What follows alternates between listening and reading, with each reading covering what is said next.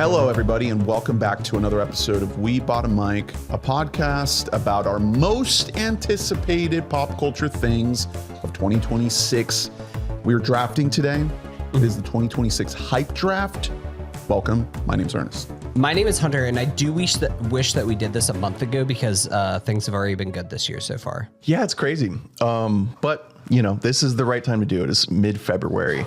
I'm Drew. What's like ready to go. Instead of getting like ahead of the curb, like we're getting ahead of like next year's curb. Like we should actually draft 2027 most anticipated. January 2027 is included. Okay. How about that? Yeah. The WBAM window. Yeah. Listomania's over. WBAMi's over. Which, by the way, I want to say we didn't give a WBAMI to Eddington. Kind of feel a little bad about it. Wow. Think it's going to haunt me forever.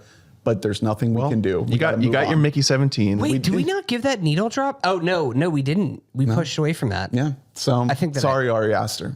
Wow. Baby, you're a firework. That's on you guys. Yeah. We're looking forward. We're anticipating.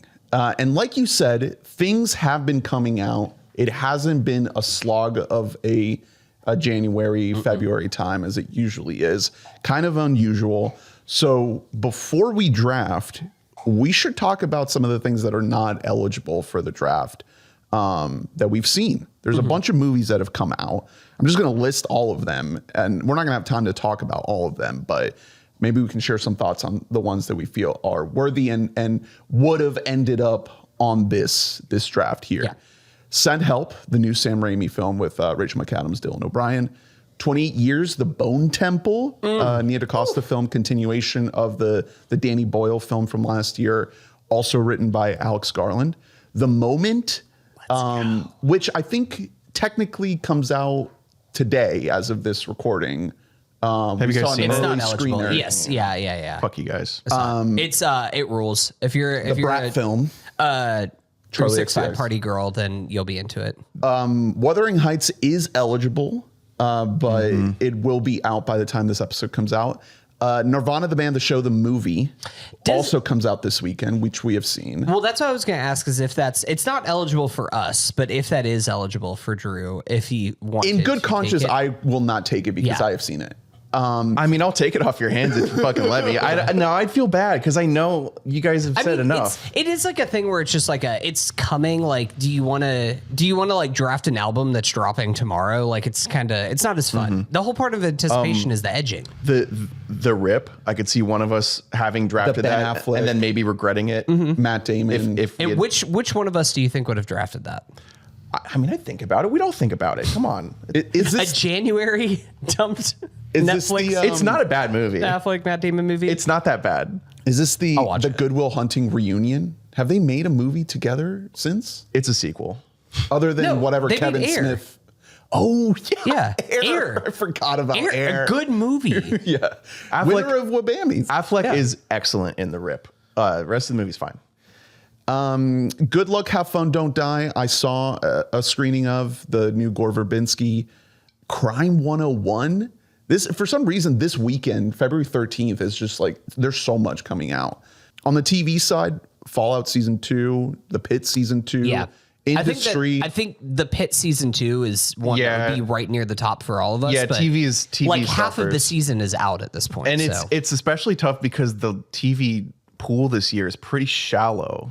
From the research I did, like compared to last year, we're kind of off season for a lot of our favorite stuff. Well, TV has now, we talked about this last year, but TV has now become more nebulous. Like you kind of don't know what's coming. There's things like floating out there without hard dates that are being worked on. I mean, this time last year, Pluribus was just kind of like an idea of like, oh, I hear that Vince Gilligan's working on a show, but we knew nothing about it whatsoever. Hey, I drafted that shit though. Okay. Also, A Night of the Seven Kingdoms on HBO and Wonder Man on Disney Plus.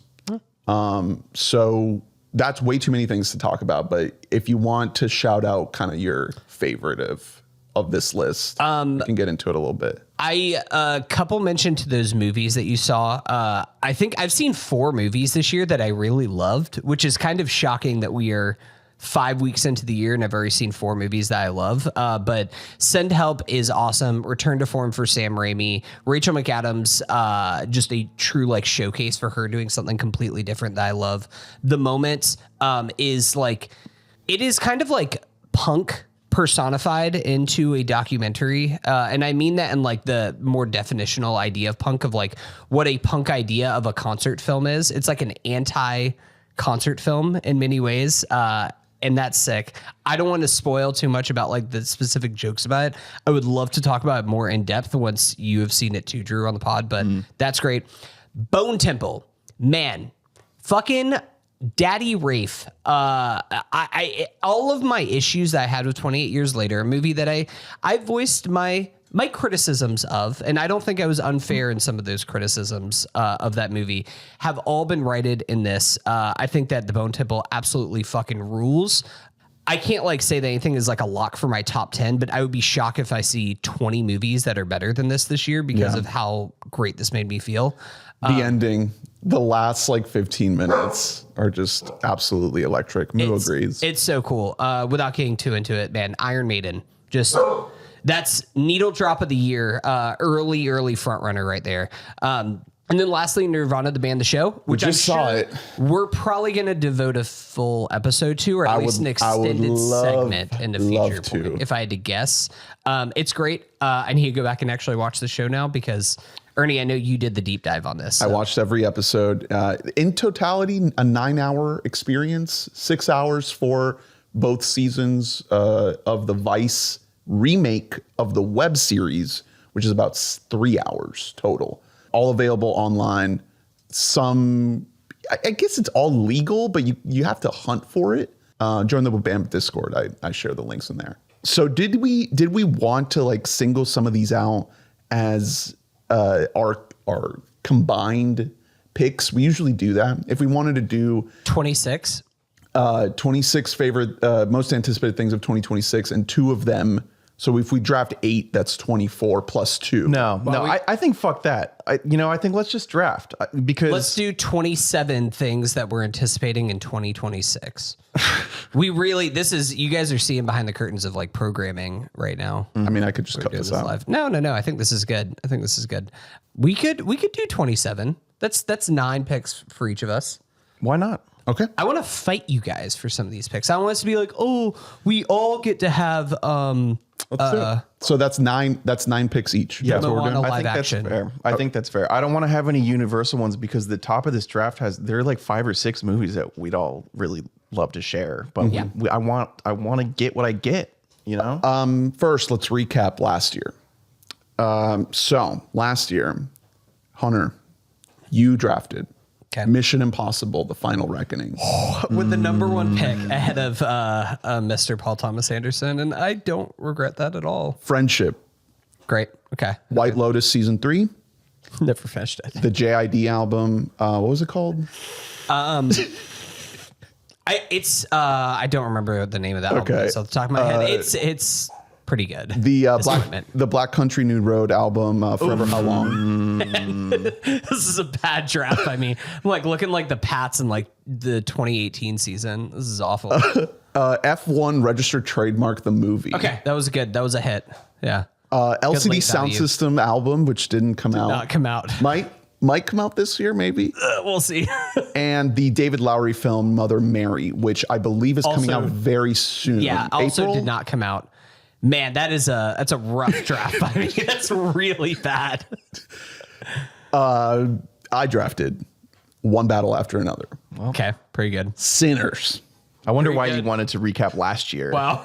28 years later, The Last of Us season 2, Wake Up Dead Man, Death Stranding 2 On the Beach, Avatar Fire and Ash, and Andor. What were we doing? What were you doing? What was I doing? Yeah. I don't want to hear what I got. I'm gonna read it. I have to read it. I should probably take the LCD sound system, even though LCD is like reaching Frank Ocean zone of like they're not making any more fucking music. Drew, you drafted Begonia, Eddington, Marty Supreme, Hey, Mickey 17, Let God Sort 'Em Out by Clips. Hey, okay. Untitled Vince Gilligan TV series, which is Pluribus. Let's go. The Naked Gun. Let's go. And untitled Trey Parker, Matt Stone, Kendrick Lamar movie. That didn't. Which is eligible again this year. Hopefully is Maybe real if and it comes out. exists. Okay. Yeah, unless it got That's a good draft. squashed.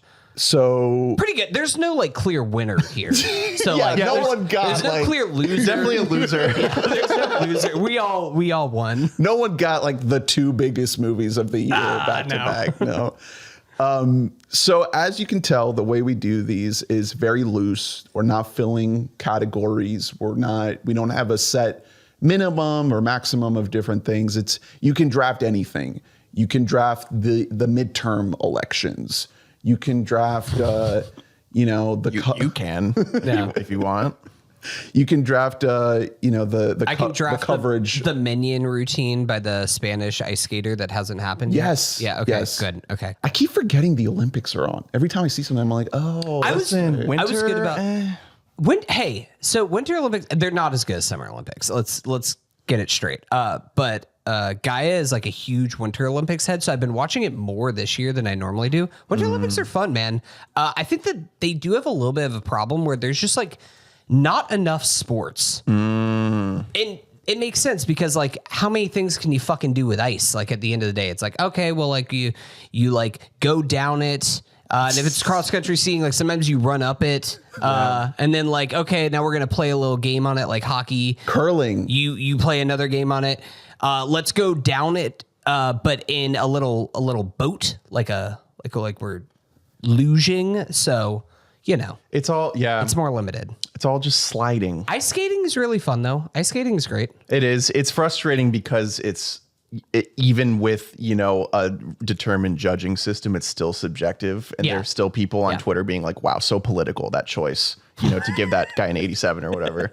So this year has the potential to be major. There's some stuff on here. The movies headlining the top of the list. Like last year, we were just blessed to have like 3 or so like incredible films, 2 of which we were expecting to be incredible. This year has like 5 or 6 movies that are like universally being looked forward to, like big tentpole movies.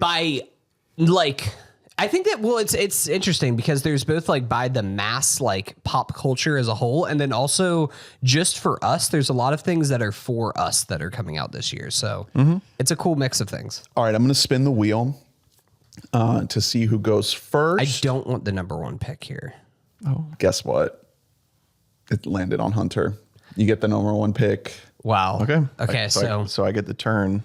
So last year I fucked my number 1 pick. I did like the worst thing you can do. I drafted Jamarcus Russell.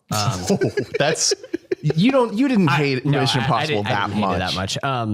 I just might have drafted Will Campbell, who should probably be like a really good left guard. Yeah, but if you're just looking at the stats, it's not great for your overall. Didn't get you across the finish line, just like Will Campbell didn't get the Patriots across the finish line. He was playing with like no ligaments in his knee, so like that's fine. That's fine. We were supposed to win 8 games last year. I can't be too mad. I'm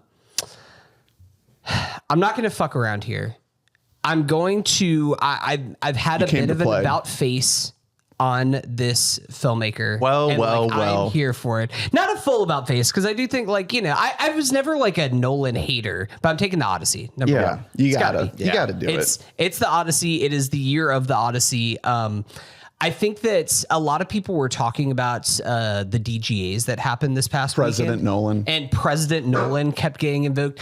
Even like the tone was like a lot of like Spielberg felt like he was like passing the torch over as like the big blockbuster director of our time. Nolan has kind of taken that mantle. And this movie I think is going to make a lot of money. It's right now like people are really like lowballing it, thinking it's gonna be like, oh, make like $400-500 million. No. I think that if this movie hits, it could easily surpass like 1.2 bill. Wow. Now that's if it hits, because I think that this does have like, it is as universal a story as there possibly fucking is. It is the story.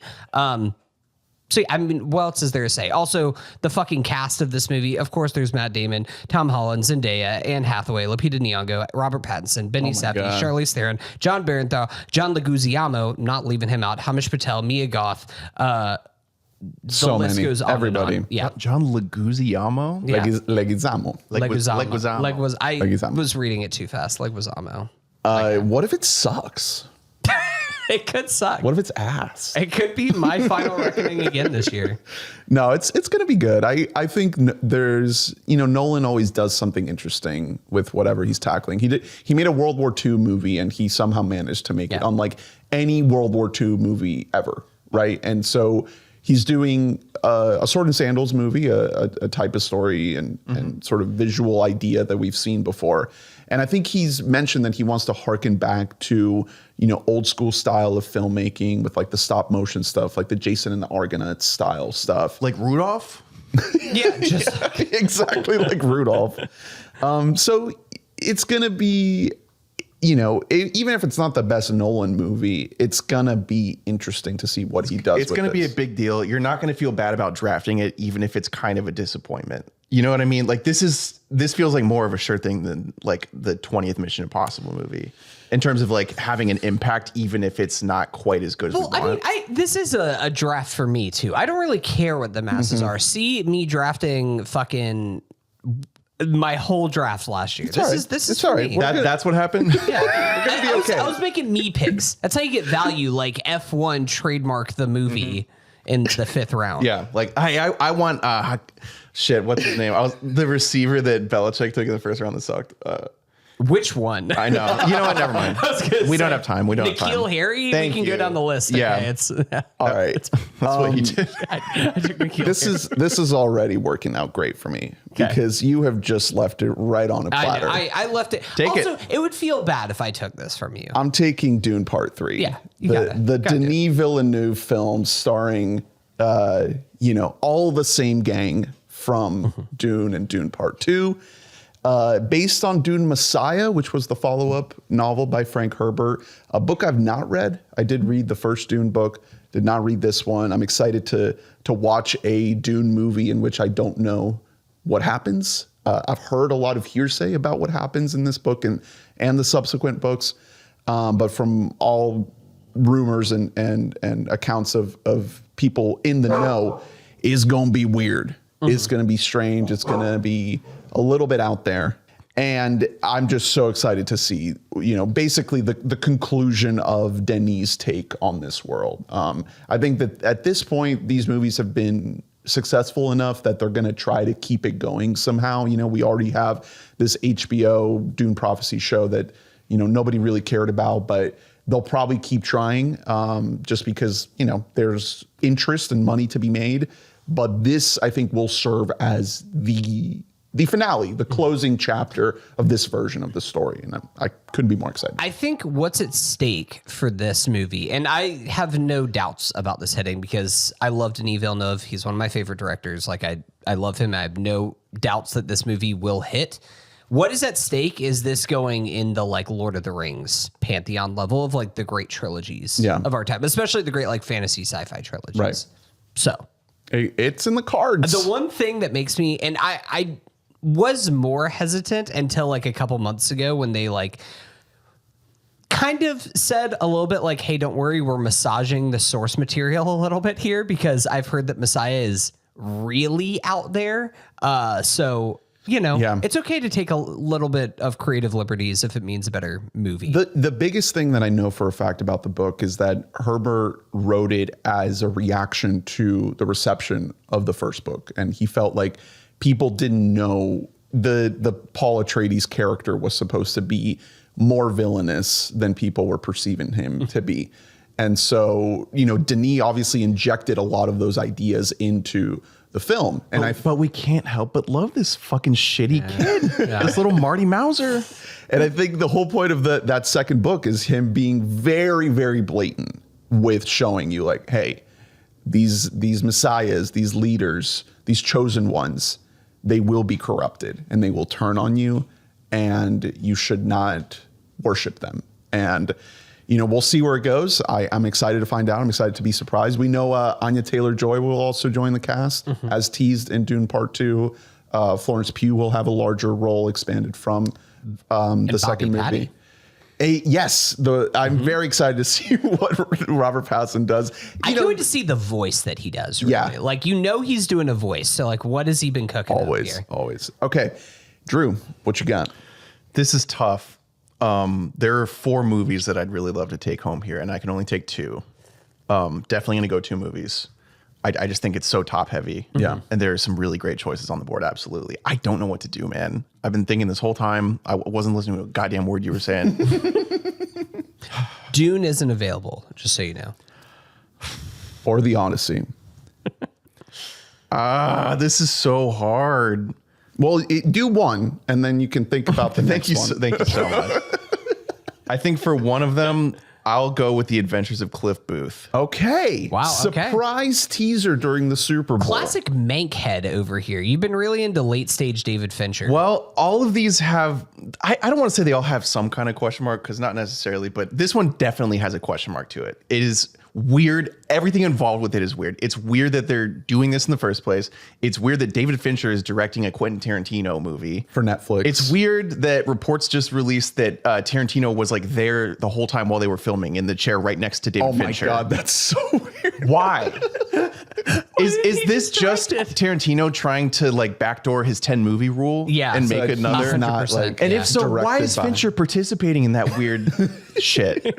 It's just strange all around. Fincher's record as of late, I haven't been huge on. I didn't even love The Killer, to be honest.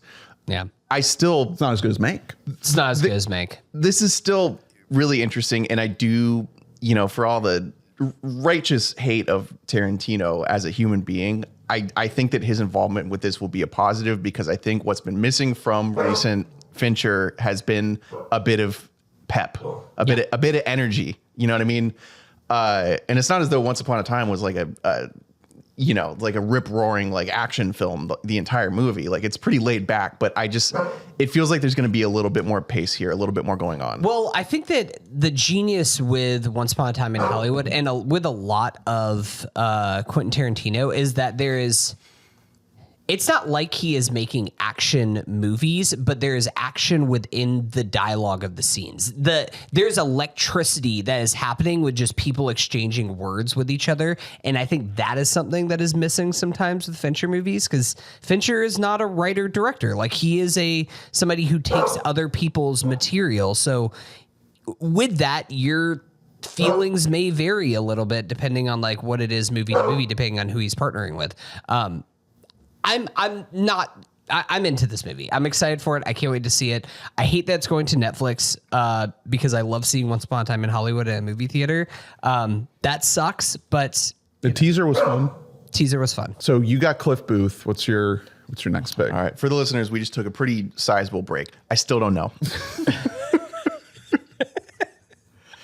I mean, I can just tell you guys what I'm stuck between, because whatever I don't pick is gone. I'm stuck between Disclosure Day and Project Hail Mary. So you're forgetting Horizon Chapter 2. Shut up. You're getting my head, man. Minions and Monsters. Mandalorian and Grogu. That's good for you. So Disclosure Day, obviously Spielberg, incredible cast, trailer rocks, love to see it. It's going to be a giant event. Spielberg at scale. You love West Side Story. Yeah. Yeah. I fucking love The Fabelmans. Mm-hmm. He's so old. Yeah. Does he still have the handle on some of the CG? Even in the trailer, looks pretty shitty. Project Hail Mary, Lord and Miller, they haven't made a bad movie. I don't think they would. Their return to directing as a duo, I don't think it would be anything short of great. Yeah. So, what's it gonna be? Give me the Spielberg. Okay. You bastard. Disclosure Day. I knew that this wasn't going to make it back to me. I can't. I'm all in on this. Is like almost a can't miss.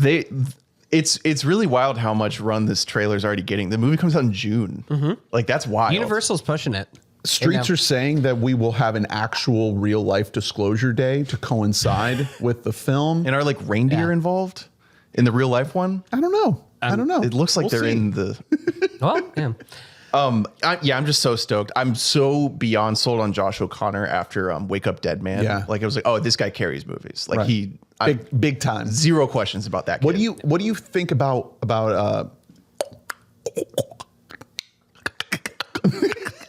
I think she's good. I can't wait for her to play a real character in a movie. And how do you feel about?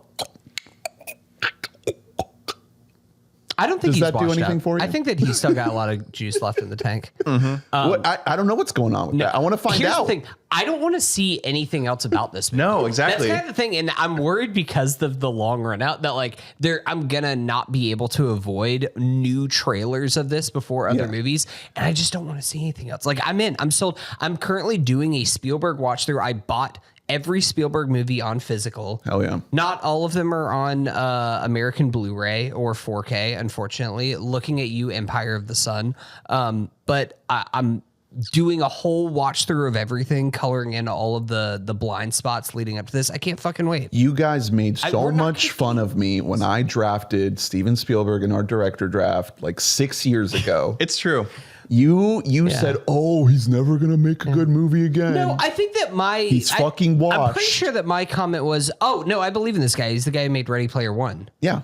How many He backed directors? up Ready Player One with The Post. Like, come on. But it's not like Scorsese, where like Scorsese, if you're to point to a period where he lost it, it's not really in the 21st century. Like as like a super old guy, he's still consistently had it. Spielberg lost it for a minute. He put out some. Hey man, The Terminal is a okay movie. Okay. I can't wait to see The Terminal. He put out some mess stuff, and so Here's the thing. Throughout his entire career, he's put out some messed up. I mean, that's the true. movie 1941, which is a movie that is in between Close Encounters and Raiders of the Lost Ark, is a bad movie. Like he has a lot of stinkers, like kind of that get nestled in between there. He's been a little bit on a run. He made his Bridge of Spies. He's made like his Ready Player One. The Post. The Post rocks. The Post is fun. Does the Post rock? No, I don't know. always mix up with Spotlight. Spotlight rocks. Spotlight rocks. I was gonna Everybody. say, I don't think anybody has ever said, "Yeah, The Post rocks." The Post was all right. The Fablemans Post is okay. is like a phenomenal movie. Yeah. It's one of the better Fablemans- movies of the 21st century. I think about The Fablemans like all the time. Like Yeah. that is one of the movies every that I time think you're about. sitting in the cock chair, you're like, Yeah. I'm thinking about how I filmed this. West Side Story, Every Spielberg amazing movie, you now just think of Fablemans. Yeah, I think of Sammy. yeah, it redefines. If the thing is, you typically when a director does something like that that's autobiographical, they haven't earned it. They don't Yeah. deserve it because I don't care about them. Right. But like this, It's changes, fucking Kenneth Branagh making a story of his life in Belfast. Like I don't care The about Fablemans learning that stuff changed like movie history. Exactly. Of one of the Very biggest cool. filmmakers ever. And now, so, you get him remaking his favorite movie, West Side Story. Then you get him telling the story of his childhood, Fablemans. Now you get him returning to Aliens, E.T., Close Encounters, the thing that like built a lot of the bones of his early work. What's it going to be? What's he going to do? And it's David Cap. Yeah. Yeah. Jurassic Park, World of Worlds. He just wrote what did he just wrote something. Oh, he just wrote Black Bag. Black Bag. Hell yeah. He's a good fucking He's still writer. on it. Yeah. I'm really excited for it. Disclosure Day. All right. Back to me because we're snaking. You made this very easy for me. Yeah. I'm taking Project Hail Mary. Yeah, for sure. I read the novel, finished it a couple weeks ago. I've been traveling a lot for work. Oh my God, this thing just breezes by. It's a page turner. I hadn't had a book like lure me in so much, and I couldn't put it down. Anytime I had any free time, I wanted to read it. I'm so excited for you guys, for everyone to experience this story. This book made me cry multiple times. I teared up watching the trailer the other day. The trailer that you should not watch because it shows a little bit too much. Have you seen it, Hunter? It's like No, I have it's like not seen 3 it. minutes. Don't watch it. Okay. It reveals, I think the marketing has already revealed too much, which I think is part of the reason why I even read the book, because when the first teaser dropped, everyone was like, okay, the floodgates have opened and you are going to lose the opportunity to read this book the way everyone read it, when it first came out. It's a very new book. Yeah. I think it's like within the last 5 years. Yeah. And everyone said, read the book because the way it's written, you just wake up with him in the spaceship and he doesn't know who he is or why he's there or that he's even on a spaceship. And you discover everything along with him. Have And you read The Martian?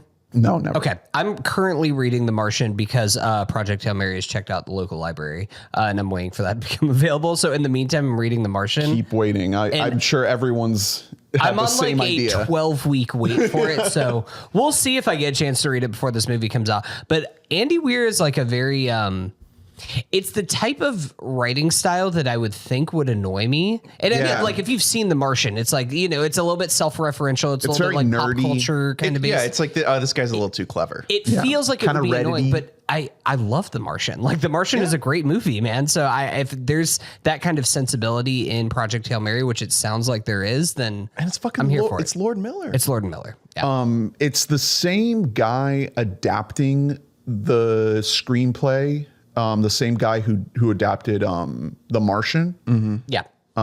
Drew Goddard. He's adapting Project Hail Mary. It's our guy. It's First Man. You know, it's Gosling. It's La La Man himself. It's Fall Guy. It's Ken. You know, I think.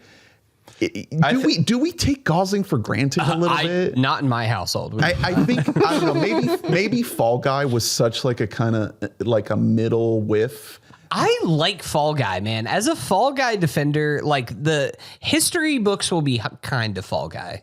To that and Emily Blunt, just like that's gonna be like the oozing main off thing that each they're other. writing about from this time period Yeah. in the history book. He's consistently great. He's perfectly cast in this role. I'm sure that there's going to be detractors once people get a chance to see it because he's playing essentially like your favorite science teacher from school. And so a guy who looks like Gosling, you're going to be thinking, okay, would that be would that be a high You school could teacher buy or that whatever? with Matt Damon, but not with Ryan Gosling. Especially with Gosling has made a very fruitful trip to Turkey in the last few years. Yeah, he's looking good. Unbelievable hair Yeah. job he's got.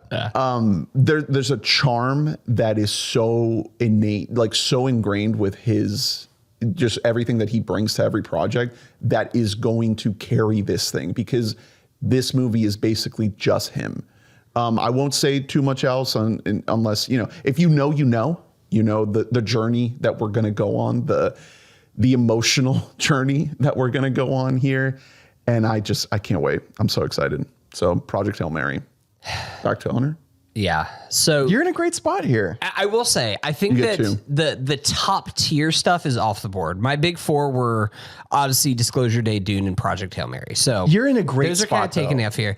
I'm going to take another movie that I think, especially we talked about it in our year-end pod, and we talked about it in the WBAMs about how like the birth of like a new star in the directing world, and I'm taking Resident Evil. Yeah. by Zach Kreger. Kreger. Totally. Like, absolutely. I think that there is a chance that if Zach Kreger wasn't busy making this movie, then Weapons would have done better in the award circuit, but he's not out campaigning for Weapons because he's currently like making and finalizing this movie. Austin Abrams, who for me, WBAM winner. WBAM winner Austin Abrams returning with Zach. And that will be on the poster of Resident Evil. Yeah, I think so. I think that's did how he they're going to win? market him out. Yeah, as the One, right? I could fix him. Yeah. He was He beat literally- Timmy. He was the birth of that character in my mind. No, I really love the Resident Evil games, not as much as like some of like the diehard fans, like friend of the pod Colin, but I really love Resident Evil. Whenever it's good, it is excellent. And I'm interested to see what Zach does with this world, mostly because of the way that he's talked about it. He is like a super fan of Resident Evil, but he's like, I'm not trying to make the game, and I'm not trying to make the like schlocky Resident Evil movies that have come before it. Like, I'm just kind of making a story that is set in this world. And I'm here for it. Like, it is something that on the base level sounds pretty like standard horror. It's a viral infection taking over. Usually it's in Raccoon City. I'm sure there'll at least be some kind of reference, even if it is directly set in Raccoon City, but it's a zombie story. But look, Zach Kreger, between Barbarian, especially between that and now Weapons, he has shown that he is one of the geniuses of horror that we have. And so I'm putting all my faith in him. Can't wait to see this. You get another pick. I think I think it's lovely to get that at that point in the draft. Like, I just don't think you'll regret it. So here's the thing is that I'm like, do I want to do another movie? Because I do have a number of movies that are still high There's up. so many. We could just do it all. I'm telling you, my biggest takeaway Yeah. doing research this year was the thickness of the movie list. Yeah. It really, like, there's a top level and there's depth that we typically don't see. Certainly last year we didn't see, like, before the year. Yeah.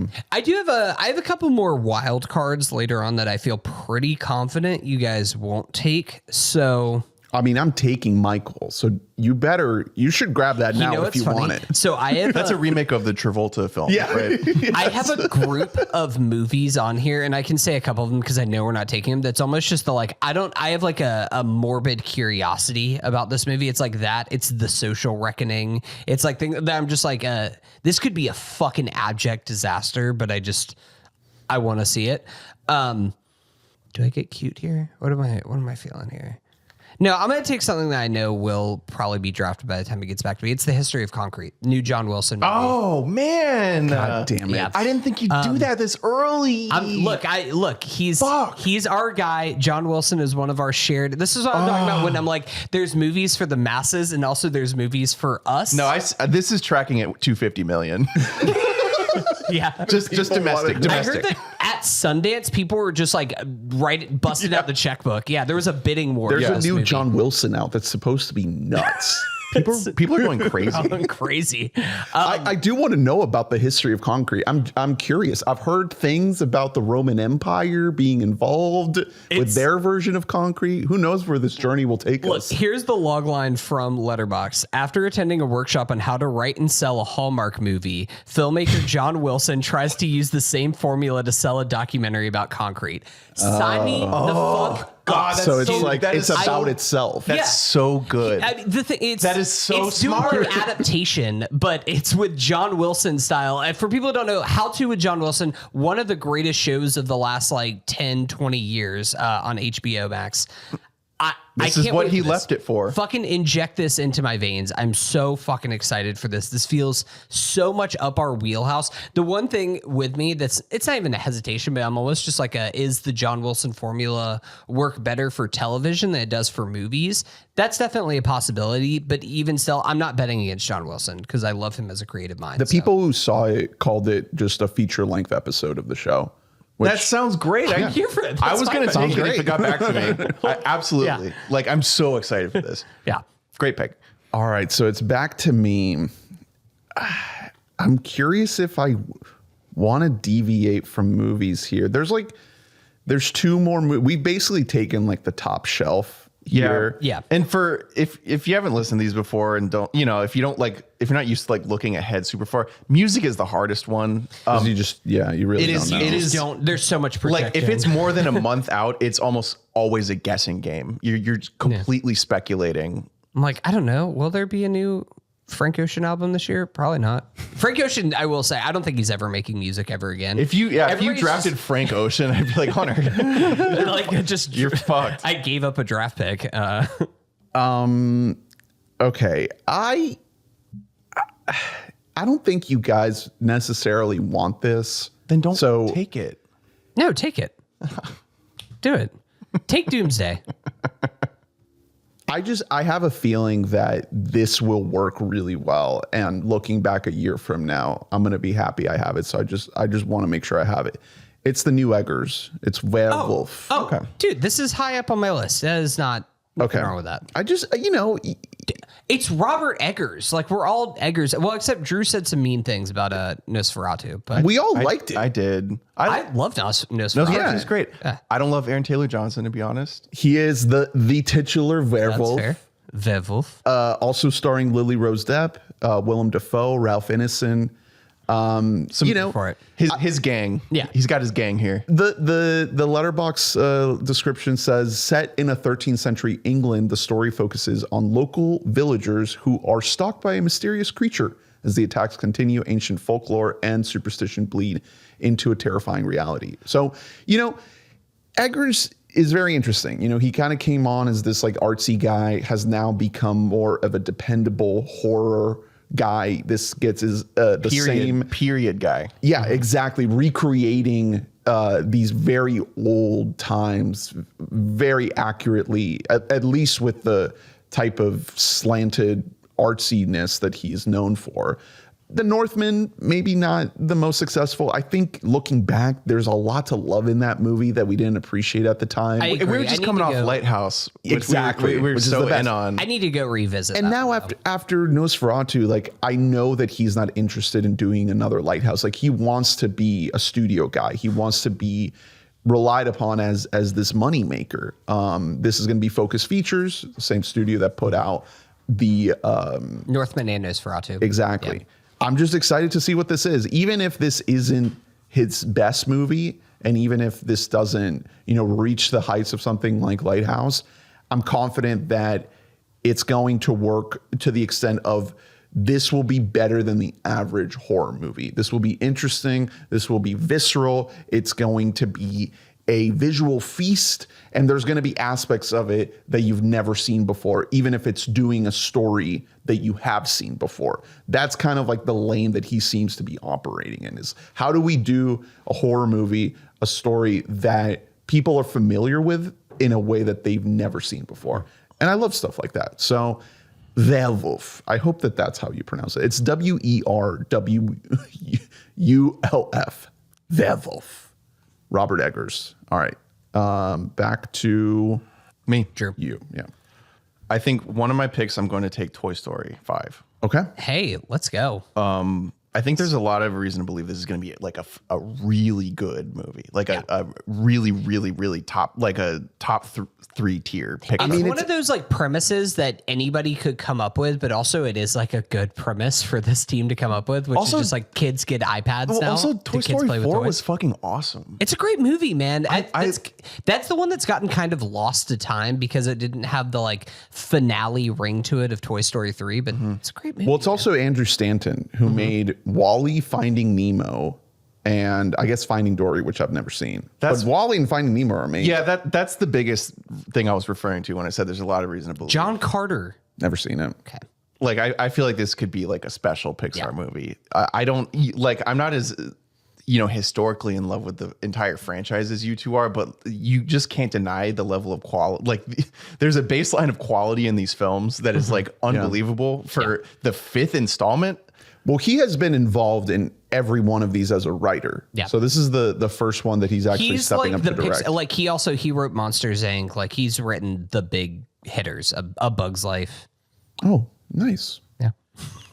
I'm excited for him. Yeah, Toy Story 5. I will say I saw like an extended look at this a few months ago. Are you allowed to looks say great. that? Yeah, I think I'm allowed to say that at this point. Okay. I'm not disclosing what I saw, but it looks really fucking good, dude. The level of these, and I think at first I was worried going into Toy Story 4 because I think that this is like such a franchise that I hold very precious. It means so much to me growing up with this franchise. Like this, the first Toy Story is one of my favorite movies ever. It was my favorite movie like my entire childhood growing up. So I hold this franchise very a special place in my heart. I think that Pixar does too. And I think that Pixar won't put out a lackluster product for Toy Story because I think that they know that like this is their tentpole. Like this is the thing that started Pixar, so they need this to reach a certain level of quality. I'm here for it. You get another pick.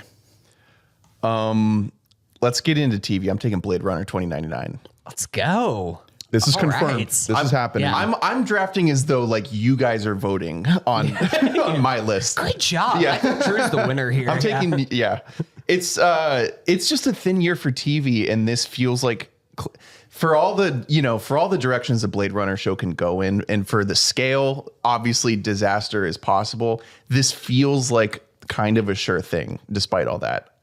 It's Amazon Great team. Prime. Yeah, they're putting budget into it. It's Hunter Schafer. It's Michelle Yeoh. They've been working on it for a while. We've been hearing about this for years, it feels like. The showrunner is Silka Louisa, who she showran Shining Girls a few years ago. I didn't watch that, but it was pretty well regarded. And then one of the prime writers, and I think the one who specifically did the pilot, Tom Spezialy, Leftovers, baby. Yep. Okay. Leftovers writer. The director of the first 2 episodes, Jonathan Van Tulleken, is coming off of Shogun as well. There we go. Yeah, it just feels like they assembled like a team here that is going to deliver for us. So I'm really excited to check it out. Tom Burke also in here. Yeah, no, yeah. up and down the list. Like I'm seeing things that I'm interested in. There's still a ton of unanswered questions, which I'm kind of happy about. Like the Blade Runner universe is very flexible in terms of what story you want to tell, what fucking planet you want to be on. 2049 got me so re-engaged with it when I wasn't super into the original Blade Runner, which I know is sacrilege. I just think that there's a lot of stuff to mine here, and I feel confident that they're going to do a good job of it. Hell yeah. I mean, the TVification of Ridley Scott films, not a great track record the last year. Alien Earth, yeah. So this has a low bar that it can clear. Yeah, it could do a good job here. But it's it's also a TVification of like a Philip K. Dick idea. Yeah. You know what I mean? Like it's not like Ridley is writing the shit that they're adapting. So I'm confident. I'm excited for this. Yeah. So back to me. You've gone over to TV. I think I'm going to go over to TV as well. Okay. I'm going to take, I think we're doing 9 picks, right? So it's like kind of Get a little silly with it. but I'm just going to go ahead and take something that I want. Might as well. I'm taking For All Mankind season 5. Damn it. That was next up on my list. This is, Why not wait? You could have gotten this with the last pick. I mean, there's so many options. Like and we're doing 9 picks. No, you're right. Yeah. But take what This you is want, just man. this is a Yeah. symptom of you not playing fantasy football. Yeah. Is what it is. You know what It's I like, mean? man, I just really like this guy. And it's like, well, goes undrafted normally, so you have to take him. But I'm happy. Yeah, I'm happy. I want it. I feel that Hunter and I have let you down as friends by not watching this show. Is that true? I don't know if you'd like it. You don't think? Why? It's a little bloated, it kind of comes and goes, but I feel like this is the new Halt and Catch Fire. oh yeah. Yeah. I mean, the thing with Halt is Halt and Catch Fire in space. they kind of ended Halt like on such a high note. They didn't do that with this show. Halt went 4 seasons. Yeah. This is the 5th season of this show. So You're saying it Is should this be the over? final season? no, they're just keeping it going. So I'm just curious to see what happens, but I'm just so invested in it. I just want to see what they do with this story. So we have a base on Mars now. We have bikes on the red dirt of Mars. We're doing ramp jumps in Mars. That's what the teaser showed. So I'm just excited. We got some drama. We got Joel Kinnaman looking like a 90-year-old man, somehow still alive, somehow still working on the space program. Let's go. Dane just fist pumped. Hell yeah, this one's for Dane. When you took that. All right, Hunter. I'm not gonna lie, Ernest. You did kind of inspire me a little bit with your pick of like, what am I fucking like trying to make picks so that I win a Twitter poll? Like, no, we should be making these picks for us. And I would be disingenuous to myself if I would say that there are 9 things that I am more anticipating this year than season 50 of Survivor. And like, here's the thing. This could be a disaster. Like we go back a few weeks ago on this pod where we did a live react to the trailer of season 50. And it wasn't well received, I wouldn't say. Mr. Biebs is here. Yeah. Everybody's favorite country music star, Billie Eilish, Zach Boomerang Bryan is Idol. here. Billie Eilish, Boomerang Idol. Boomerang Idol, my favorite stem of the last month and a half. Jimmy Fallon. I think that this could be bad, but here's the thing: is that like it's Survivor. It is it's the greatest competition show ever made. This is like they are going all out above and beyond. Not to plug another podcast on the podcast, but our guy Jeff just went on The Town with Matt Bellany this week, and it is an awesome episode. Jeff Probst is just like the greatest like speaker of words that I've ever heard in my life. Apply. Like, no, he's just like a thing where you can just like ask him anything. He's so like passionate, and he like has an answer so quick to anything that is asked of him. And I get like his job is literally talking to people. So like it makes sense that he would be the best at it. But I mean, yeah, his talk show was incredible. yeah, everybody, we all love that. Remember that? If I were on the town, I would have asked him a question about that. Yeah, you think Craig should have asked him something? Yeah. Look, I'm just like, I can't wait for it. I just watched for the first time season 37, David versus Goliath, a banger of a season that's like having a bunch of contestants on there. There's a couple more seasons I want to try and bang out in the next couple of weeks before season 50 so that I know all of the contestants going in. I mean, the cast That's it. They're obviously, when the cast was announced, because we don't get repeat casts as often as we used to, you know, obviously people were a little disappointed when the cast was especially announced. It's because of doing the 50-50 split between like 40 years of people getting 10 members and then, or 40 seasons of people getting 10 members and then 10 seasons of people getting 10 members. It felt like disjointed there. I think that's pretty stupid though, because particularly with like the very early season people, they're old now. Yeah. They're not good on TV anymore. You can't handle being out there at a certain age. Like you fall apart. Speaking of, I do love on that interview that Jeff gave that you were just like, they asked Jeff, like, have you ever given like a week to doing the Survivor challenge? He's like, absolutely no, not. Absolutely not. And I never will. Fucking idiot. Yeah. Great. I'm stoked for it. You're not taking 51. You're just taking 50. Well, do I get to take both? Am I allowed to take just Survivor what are you as a talking whole? about? I'll take Survivor. No. I'll take just Survivor in general, but it's mostly 450. How much do you want? Why are you? Do you want me to leave 51 open because you're like they're really gonna have a good bounce back after the dud of season 50? I just think it'd be funny if like, you know, one of them is a flop and you just get saddled with both. Honestly, you probably don't want 51. Maybe it'll be great. I don't know. The thing is with Survivor, you never really know until the season comes because so much is dependent on the cast. You never really know. No, it is, and we know this cast. You know what I mean? Yeah. Like, there's a lot more that's known in this case. There's going to be a lot of stupid bullshit going on. Yeah. Obviously, the I just celebrity. want the stupid bullshit to be done before the merge. That's all that I can. Well, yeah, that's what I was going to say. Is you never really know until the merge. Yeah, sure. It's genuine. If it's a good season. Yeah. It also the other big theme of the season is the fans get to decide. In the hands of the fans. Yeah, there have been polls open over the last like half year or so. I'm just so glad they listened to me about Zach Bryan. Oh, okay. I've been really Zach pushing Brown. Zach Brown. Zach Bryan is who is that? Is that a guy? Stay in line if you want to vote for Zach Bryan. I voted for them to fill the camps with like venomous snakes. Mm-hmm. Are they going to do that? They might. We have to tune in to find out. Apply. The biggest plus that the fans have voted back in is no more finale on the island. Let's go. Yeah, the live finale is fucking back. Yeah, he's gonna take the votes on the jet ski. Ernie, I have a question. Like, can we empty the funds from the Patreon account to buy tickets to go to the LA live finale? Yeah.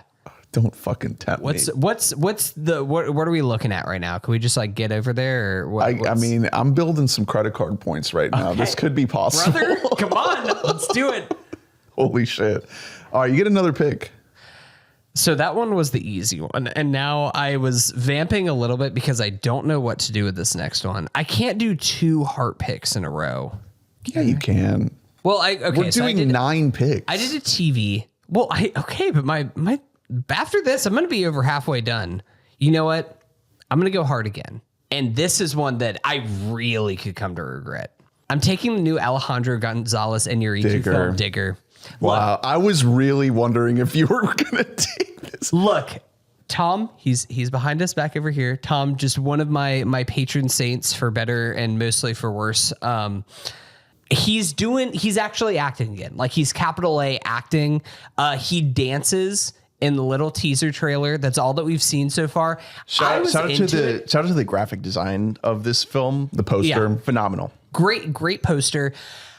That teaser was pretty divisive. A lot of people fucking hated it. I thought it was like barely shows anything. How could you hate it? A lot of people are like, oh, it's giving like him making like a farce of himself, like him playing himself. Yeah, in, like, that's Tropic why it's Thunder. good. And that's why I'm like, yeah, no, I want to see like silly Tom. Tom's low-key is kind of funny whenever he lets himself be funny. Here's what makes me scared. It is called, the full title, Digger, a comedy of catastrophic proportions, which is better than Bardo, an inconvenient. What is the full Bardo title? A Chronicle of a Handful of A Truths. false chronicle of a handful of truths. So it's better Let's than go. that. It's Bardo heads rise Bardo, up. comma, false chronicle of a handful of truths. Digger has a colon. No. It doesn't have a colon, but that is the like the movie full is just title. called Digger. That's People what it have says on the called it poster. A comedy of catastrophic Oh, proportions. so that's like the tagline. Yeah, but Bardo is the I title. have seen one poster that includes that on there, so I'm scared. As long as I will say, if that is included, if a comedy of catastrophic proportions is included on the main movie whenever it's released, I reserve the right to drop this from my No, list you and don't. pick up a new movie. That's not how this So works. what you're really saying is the concern here is Inuridu. It's in your Yeah, like I don't know what to. That's why I didn't know where to rank this. I didn't know where to put it. The floor is so low, but the ceiling is so high. It's like drafting like Debo Samuel in fantasy like a year or two ago. Where it's you like, know? yeah, this could like be a winning move right here. Yeah, because you could win the whole thing. there's from a this. chance that this could be like an 8 Oscar movie. Tom Cruise is finally getting his Academy Award. Inuritu, people are like, he's fucking back after being in the woods, the literal Revenant woods for a bit. Or Debo's washed. Or he's He's gained weight in the offseason and he's not the same guy anymore. So The extended cast includes Sandra Holler, John Goodman, Jesse Plemons, Riz Ahmed, Michael Stuhlbarg, Emma Darcy. Oh, that's good stuff. it's a great cast, man. Yeah. It's good. And I'm a Birdman defender. I don't think Birdman's great, but like It's good. Birdman's like, really Birdman's good. Yeah, Birdman's I good. think it's like fair to say Babel. it's great. It's up its own ass, but it's a great movie. Yeah, it's like pretentious, but in a way that I can kind of It's just enjoy. after watching a show like Adolescence, where it's like sometimes you're like, why the one Yeah. take? Birdman is like, yeah, one take makes sense. It works. It's baked into the movie. I think it's cool. It like kind of created that score, that type of like the jazzy Yeah. drum score and everything. It's Birdman music. like, All right, back to me. I strayed off from locking in for a second, so I'm back to locking in now. wait, was For All Mankind? Did you step off the lock? Just a bit, just as a treat. He's about to own take your slow shit. horses. Hey, man, season 6? Jesus. 6? Yeah. Still cranking them out. Okay. I'm taking Narnia, the Greta Gerwig film. This isn't. It's above morbid curiosity, but it is like a why. It's more of like a. I'm excited. I can't wait to see it. It's a Greta Gerwig. So it's the film. new Greta Gerwig movie. Hunter, we might end up feeling really dumb. Oh yeah, for not there's a taking chance this. Also, this movie. Like could be this is a massive. value pick. I have no connection to Narnia. I've read this book, The Magician's Nephew. I read it. It wasn't that good. I don't like last Narnia. week or like no, when I was a kid. It's a children's book. Narnia is like the book version of like low stim entertainment. Yeah. For kids. The There's best just not version- much. There's not much going on. The best version of Narnia is Epic Movie. Absolutely. We should just watch Epic Movie again instead of. I heard she's Narnia. remaking Epic Movie. Yeah, no, that's what they're saying is this is actually Epic This is a Movie. backdoor sequel to Epic Movie. I don't know what this is or what her take is. I don't really care about Narnia. That first one with McAvoy, I guess it's fine. I didn't Lion, Witch, watch and Wardrobe. I didn't watch any of the other ones. I also am a fan of the Bible Sure. and the tales of Yeah. Jesus Christ. Aslan, the god lion. Yeah. When he literally gets crucified and sacrifices himself. I just think Greta Gerwig is an extremely talented filmmaker. She hasn't. Yeah. She she's hasn't never missed, man. Lady Bird, Little Women, Barbie. Like you could Yeah. make an argument for every single one of those being complete masterpieces. And she can, more than anything, she can adapt things that were cynical about being adapted. Yeah. I wouldn't have bet money on me loving any of those things. Right. This is, I think, the farthest fetched in terms of odds that I'll love it. But let's see. What you got? It was, I think that if we went back in time, I think that we did have a little bit of hesitation around Barbie. Yeah, I'm of course. assuming like at that Why time. the fuck it's like, wouldn't what we? is it, a Barbie movie? My fear is that like, since this is source material, like this is adapting source material that, as you say, is not very good. It's like it's for kids. It's fine. And that's the thing, is that this might just be more, she might be going more broad with it, which I mean, there's nothing wrong with going broad. Shit, we took a fucking Spielberg movie in the first half, and Spielberg is the broadest director possible. But I don't know. I'm just like, I'm cautiously optimistic. Which, by the way, she cannot call it The Magician's Nephew. Like, that's not allowed. You can't do that. So Magician's Nephew. Well, just call it Narnia. Well, no, one thing that's kind of promising to me is that this is technically it's the 6th book in the series, but it is chronologically it's the first. Yeah, it's the creation of the world of Narnia. And so in a way that's kind of bad, because what if she just gets locked into this shit and they want her to keep going? 3 or 4 of these. She's at least making another one minimum. I don't know. I thought maybe it was like a 4-movie production deal, and then she's at least making 2 of them or something like that. And she is at this point, she has so much cash in Hollywood, like CHE. Like she has the ability to make calls, because these books and the movie adaptations are not funny, and that's a strong point of her as a director and a writer. Like, so I have pretty decent faith that she is going to bring her sensibility in some form to these movies. So it's a great value pick. I would have taken it if it was there. It's just, it's just Narnia, man. Like, really? It would be really stupid for her to be like at the top of her game, to be like, you know what? I'm just going to make slop for children without any attempt to do anything interesting. Like, that would be a really dumb move. Well, she's not dumb. No, she's very It's intelligent. also, I mean, we've seen auteurs have the ability to get out of these contracts. If this movie ends up flopping, I could see her just somehow, it's Netflix wriggling away. What's flopping on Netflix? It's Netflix. You're right. But here's the thing, is that I want to root for this movie because Greta won, and she's getting this movie put out in IMAX for the first, for 2 weeks of it's a just new exclusive deal. IMAX. And so if this is a hit, I mean, Netflix is right now more than likely looking like they are going to own Paramount Studios, and I think that this is Warner Brothers, excuse me. But maybe soon enough. No, but I think that we need this movie to be a success in some ways for the future of Warner Brothers, at least tangentially. This is something that proves to Ted Sarandos and all of Netflix that no, people do like movies, keep movies alive, movie theaters alive. So we'll see. I hope it's good. Drew, you're up. Teenage Sex and Death at Camp Miasma. I was between this and Digger, so I'm sad that you took it, but Jane Schoenbrunn. Oh, this is the follow-up to I Saw TV Glow.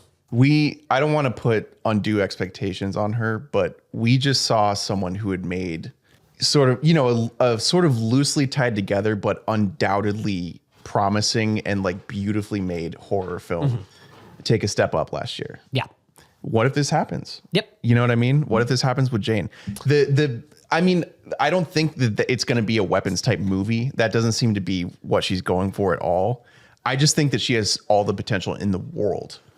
You know what I mean? I Saw the TV Glow just showed so much ability to tap into feeling and empathy and marrying craft with that empathy in a way that great auteurs can do, where you just feel that it was all made by one person. So I'm really stoked. This is her. What she said is, I make movies I wish existed when I was a kid. Teenage Sex and Death at Camp Miasma is my best attempt at the sleepover classic. Mm-hmm. Come on now. I hope it captures the energy of the stuff we see in the Pink Opaque sequences. That stuff. So stuff was some of the coolest stuff from that movie. She describes it as an insane yet cozy midnight odyssey that beckons to unsuspecting viewers from the horror section at the local video store. So it doesn't seem super far off from what you're saying. No, and I think that it is going to be her take on making a Friday the 13th story, but with a more modern twist on it, because those are movies that are they very are like dated and set in a very point in time that are very like masculine focused and just a lot of the like internal politics of those things like haven't aged well. So like what Jane's take on that is going to be is really it's starring fucking Hannah Einbinder and Gillian Anderson, bro. Like that's unbelievable. There's heads rise up. There's no date attached to this, but they finished shooting it last year. I'm pretty confident it's going to come out. I don't see why it wouldn't. Yeah. I'm super duper stoked. This could be like a major step up for like one of our most promising up and coming filmmakers. I can't wait for Great pick. Love I Saw the TV Glow. I really love We're All Going to the World's Fair too, Jane's first movie, so I'm here for it. All right, you get another pick. I'm going to take The Entertainment System is Down by Ruben Östlund. Nice. Good pick. This is the guy who made Triangle of Sadness. Force Majeure, The Square. His last 2 movies have won the Palm. The Square won the Palm? I don't think I knew that. Yeah. I knew it was well regarded. I don't think I remember that won the Palm. This is definitely a movie that like you read the synopsis and you're like, oh, this could be annoying. Like it's a synopsis that kind of is like, is this going to be the menu? Is this going to be like a really surface level takedown of classism? Which that's what detractors thought of Triangle of Sadness. I really like Triangle of Sadness, even though it's a little bit on the nose. But the thing that really wins me over here is the cast, because it's going to have to rely on the cast a lot, because it seems like it's entirely set on one plane flight. You're dealing with Keanu, which listen, we first build. Don't look up what I've said about Keanu in the past. Kiki. I hope that they're paired up in a scene. I feel like she's just gonna fucking mog him so bad. Daniel Bruhl, Samantha Morton, Nicholas Braun, our guy. Yeah. Hope he has room to stretch out in his seat. Julie Delpy, Tobias Menzies, Vincent. Like I just have a lot of faith it's going to be good. The synopsis is really broad, but it's just like these people are on a flight and the entertainment system goes down, so they have to like interact with one another. Sure, yeah, I love that. A little unrealistic. The horror of being bored. I think everyone would just find something on their phone. Are you saying in the day and age of like Gen Zers like raw dogging flights, this isn't realistic? It's just like do you know how deep I'd be digging into my phone to find something to do other than talk to people on a plane? Even if there's no Wi-Fi, I'd be in my Photos app like deleting screenshots or something. There's going to be a character doing that in the movie. That said, I before we just resumed, I was trying to find a tweet that it was in a response to like a film critic's tweet, and it was by some guy with like 0 followers, and I found it so profound. About this movie? I think so. Just about Östlund in general. Where basically, essentially what this guy said was like, I find it interesting that we detract so hard when indie movies have really sort of over the top thematic stuff going on. Like we really like we take so much away from an indie film that's heavy handed with its themes in the way that A Triangle of Sadness was, when like that same heavy-handedness is completely fine in any other budget of film. Yeah. Like that is not a problem with bigger movies. And heavy-handedness of other sorts is fine in indie movies. If you go really hammy with acting, for example, that's completely fine in an indie movie if you do it in the right way. But for some reason, the thematic, like over-the-topness just like it is just critically reviled when that happens in a lower budget film. And shouldn't necessarily be. I think Triangle of Sadness was way over the top, and it was beating you over the head with its themes. And I still think it was a great movie. It clicked. Yeah. Yeah. So I'm excited for this one. I think that it's going to be more of that. I do think that nuance is sometimes overrated a little bit in things. Yeah, I can watch things for subtlety, and I can watch things where it's just like it is beating you over the head. And if it's at the end of the day, it comes down to like how good is the movie itself. My problem with like I think that a worse version of the criticisms of Ruben Östlund is like the works of Adam McKay the last couple of years of like the Don't Look Up and the Vice. And where it's like, that's not a good movie. Yeah, well, those are just bad movies. Yeah, it doesn't matter if like it's hitting you over the head with the message of it. It's still dumb. To the Keanu point, I don't know if you guys saw my post in the Discord. I watched Good Fortune, the Aziz Ansari film. You did. Watched it on the plane yesterday. Shockingly incredible. like obviously not a perfect movie. There's a reason why it kind of came and went without much fanfare. Well, also just the Aziz of it is a reason. Yeah, you're right. He's right. He's in It's the like soft cancel. He's in the in between like Forgiven and not. It's written and directed by Aziz, obviously starring him, Seth Rogen, and Keanu. And Keanu's so well deployed as a dumb idiot. Like that's the whole point of the character. That's honestly what you got to do with him. He can't be smart. But if you guys get a chance to check it out, I really recommend it. It packs in. It ends up being like a pretty standard comedy, but it packs in so many ideas about like wealth inequality and economic distress and AI and labor unions. And obviously it doesn't have the room to explore all of those things, but just the fact that it's bringing them up in a way that feels very organic, I really liked it. So Keanu maybe on a bit of a heater here. Yeah. Okay, so the movie's called The Entertainment System is Down. It's back to me. I think I'm going to take a film. All right, guys, I'm going to take something that could be, I might regret this because this movie might not work at all, but I'm very, very curious about it.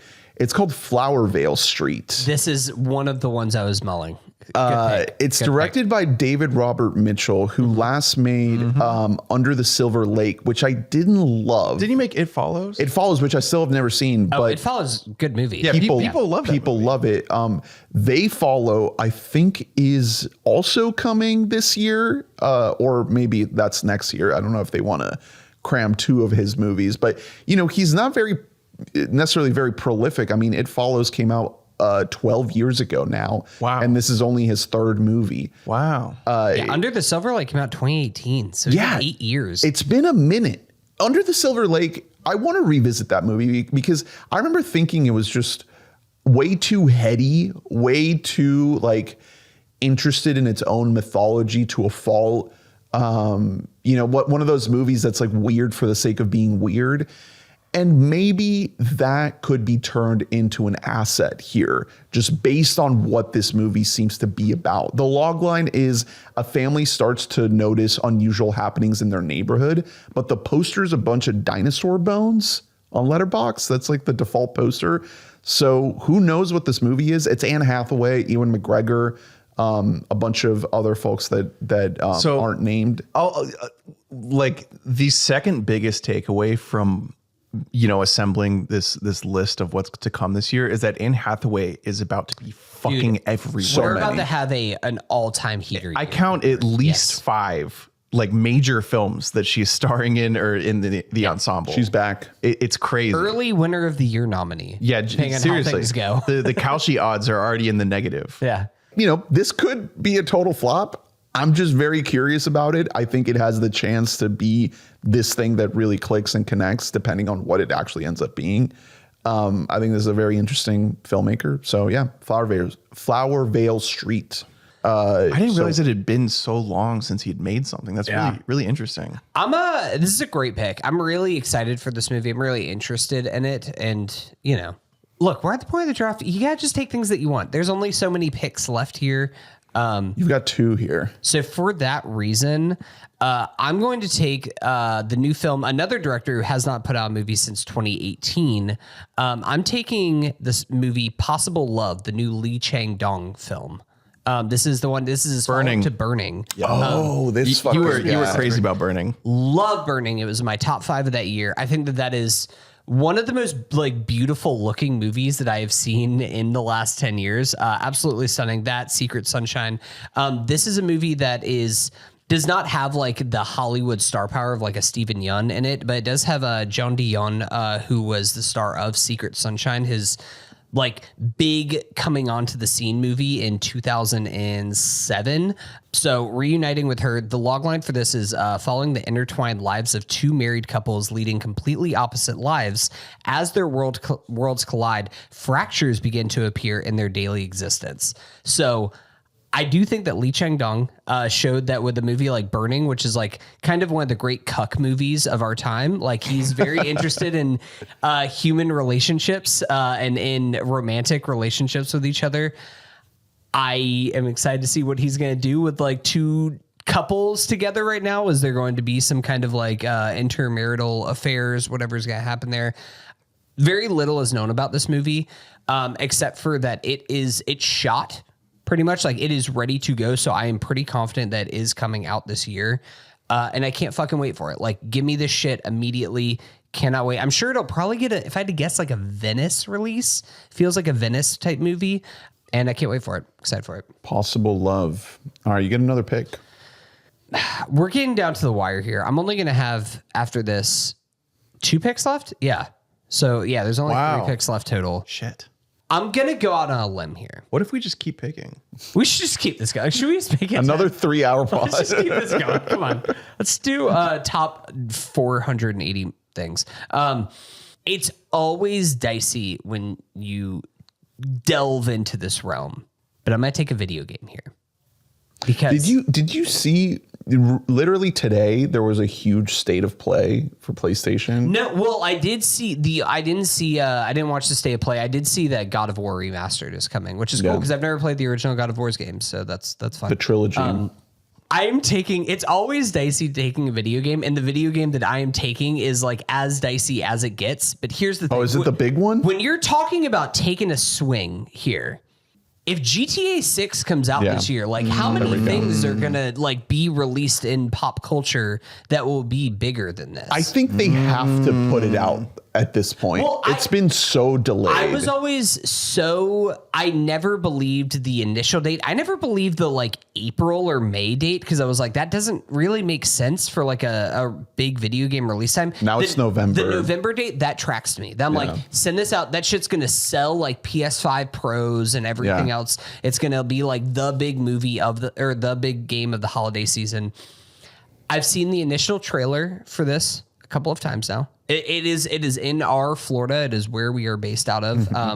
The bounds of that seem pretty endless. Like we can see everything from what looks like a Miami, Tampa-ish area to the Everglades. Maybe there will be some kind of a Disney riff, some kind of theme park in there if they're doing the Central Florida oeuvre.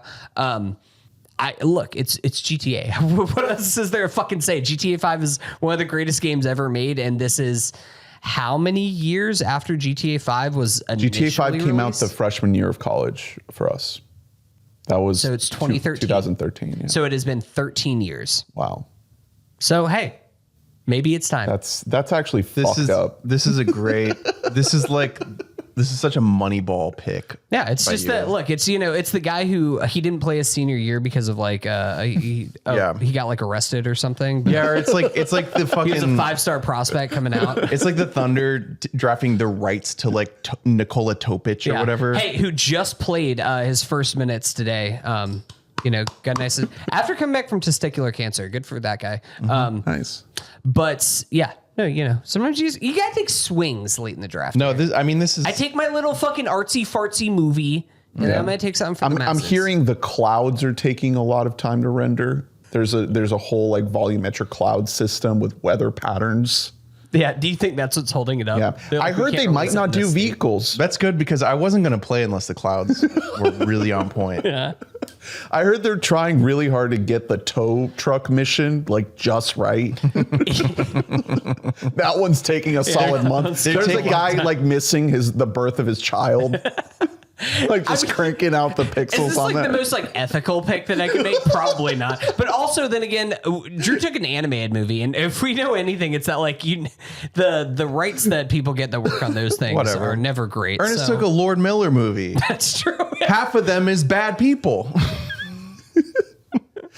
All right. Look, GTA 6. That's it. It's a good one. All right, back to me. I was looking at a couple video games. That was definitely like the big one. Let me do a TV pick here. I'll take the FIFA World Cup. Oh, a televised event pick. This summer, hosted here in America, U.S., Mexico, Canada, I believe is the official lineup here of dates. We will not be attending in person as tickets are north of hundreds, if not thousands of dollars.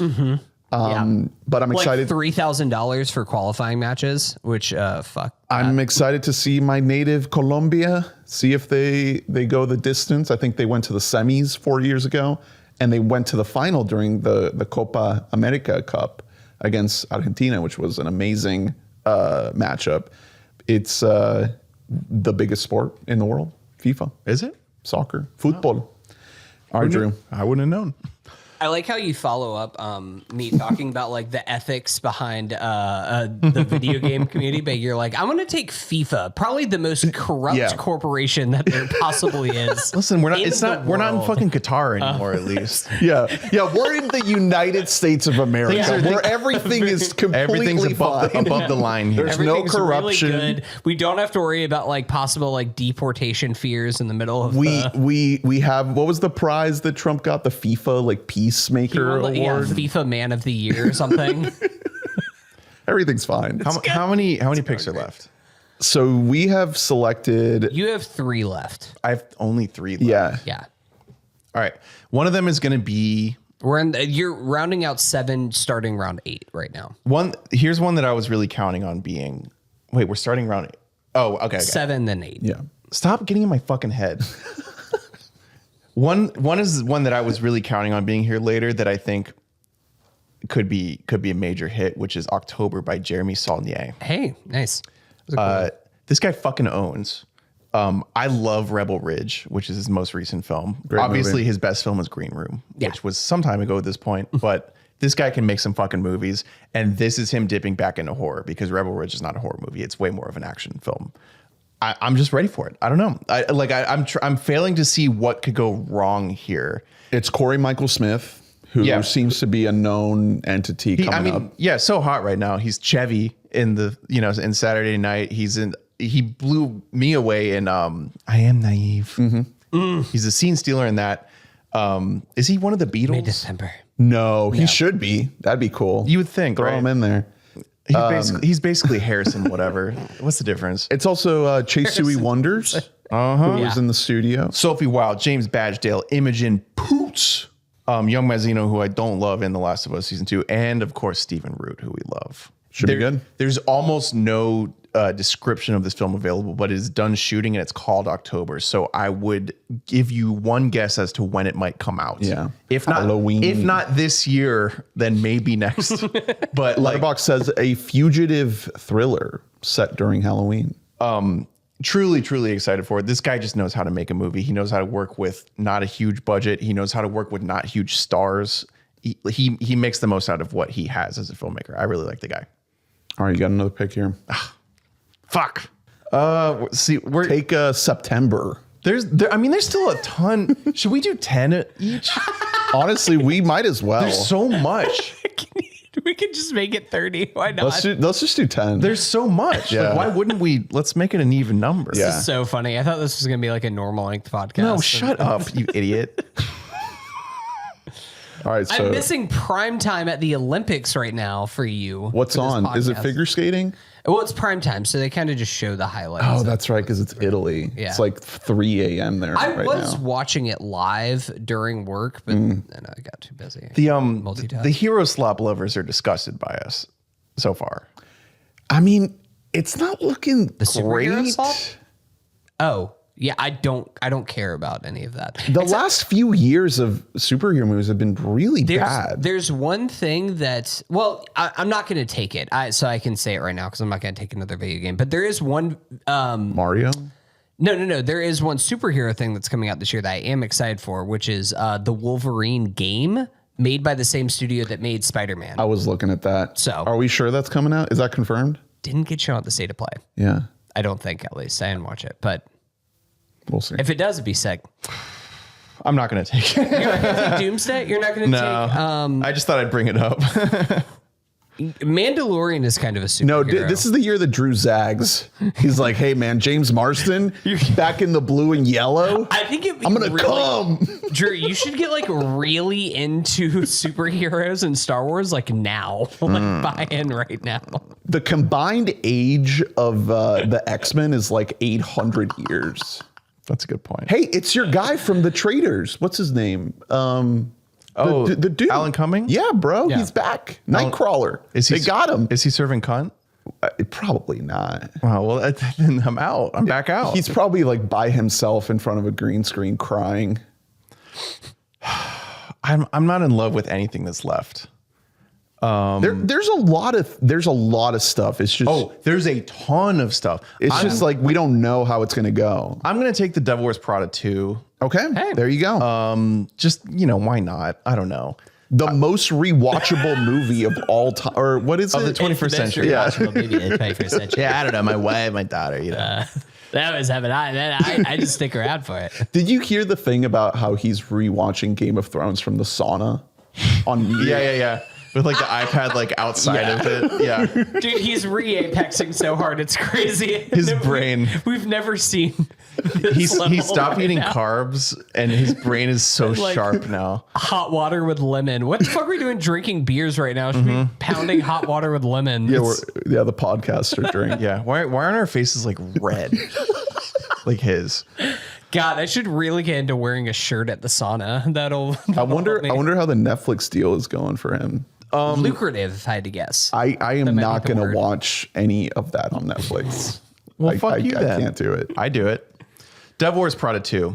I know that you fired it up so you could see Bill sad on Sunday. Like I know that you fired it up just so you could see cousin Sal make fun of him. The trailer for this looks kind of bad a little bit. I mean, yeah, totally. Here's another thing. The first one actually isn't that good. It is remembered so fondly just because we desperately miss that type of movie, and it has like a dominant street performance. Also, we're not the target audience for it. Oh no. The first Devil Wears Prada. And I love plenty of movies of that ilk. It's just I put it on the other day and I was like, oh, this actually isn't like this isn't like 10 out of 10 like slop. It's Like, just fun to see Meryl doing that. it's like an okay movie. It's funny to see Emily Blunt be like ugly. Yeah. Before all the surgery. And Anne Hathaway is this is the second Anne Hathaway movie. Yeah, on the so draft. we're back. No, Yeah, the Odyssey. Oh my God. Yeah. The third. Yeah, man. Holy shit. So I wanted in on the Hathaway year. Miranda Priestley's back here. Anne Hathaway's back here. Emily Blunt's back here. Tucci from Instagram Tucci for making pesto from sandwiches. The Winter Olympics. Oh, He's is he? featured prominently in the Winter Olympics. It's always just like a true Italian espresso. You have to go and do it this way. Like that's his thing that they do. So they'll just cut away to it's like when they did Snoop Dogg in the Summer Olympics. yeah, Snoop Dogg is also still there, but then also they just have Stanley Tucci, who's just like at the events, and sometimes it's just like him speaking like half Italian to a man. Is he while, making like drinking prosecco? Is he making something with like a press sandwich of any kind? No, he's or- not doing anything. He's just like enjoying the taste. Like they're just paying for him to go to nice Italian places. Because that's all I know about Stanley Tucci right now in the year 2026 is he goes on Instagram, he grabs a piece of bread, he toasts it with some nice butter, he puts some prosciutto and some burrata on it. He's so cool. That's all he does. Is there Stanley something Tucci's else you like- want to know? Stanley Tucci might be like, he's living life better than anybody else like alive right now. Like he is just like apexing. Every like few years he just has like a conclave and reminds us like, oh no, he's got the chops too. And then he just goes back to just living his best life possible. This is co-written by Eileen Brosh McKenna, who is a very interesting writer. She has a really hit or miss record. She wrote of course, the titular "We Bought a Zoo," which we all love. Our namesake. But I don't know. I don't have a ton of reason to believe this will be great. But this is probably the last thing left on the list that I can guarantee you I'm gonna see. Yeah, you know what I mean. Like without a doubt, I've seen the first one 1 billion times. You know, despite it. I mean, it's the most rewatchable movie. Did we go through Anne Hathaway's year that she has? Well, it might spoil some further. Yeah, I picks. didn't want to before drafting that, but yeah. So Devil Wears Prada, Odyssey, Verity, which is a Colleen Hoover adaptation, but it's a big deal. It's gonna make a fuckload of money. Yeah. Flowervale Street, which is a cool choice for her to be in. And Mother Mary, the David Lowery film. Which that honestly I was drafted thinking last about year. drafting as well. Yeah, looks good. We'll see with David Lowery. It's interesting. I don't know Hey.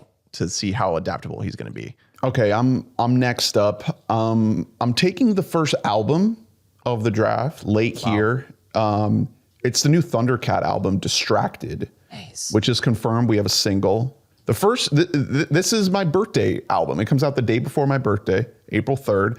The first album from Thundercat in 6 years. It Is What It Is a 2020 album. And this is his follow-up. Wow. So boy's been cooking. I think every single album that Thundercat has made is great. So I don't see why this one also wouldn't be great. So very excited. I'm excited for it. Thundercat. Is this back to... It's back to me. You. Yeah. And guess what? I'm not ready, but I can be. So we are doing 10 then, right? These aren't my last 2 picks. Okay. Should we go back to 9 just because I don't like the idea of Hunter having more? I'm like, oh God, I'm licking my chops right now. I'm going to take Wild Horse 9, the new Martin McDonagh movie that is coming out this year. It's starring Sam Rockwell, our boy John Malkovich, Steve Buscemi, Parker Posey, Tom Waits.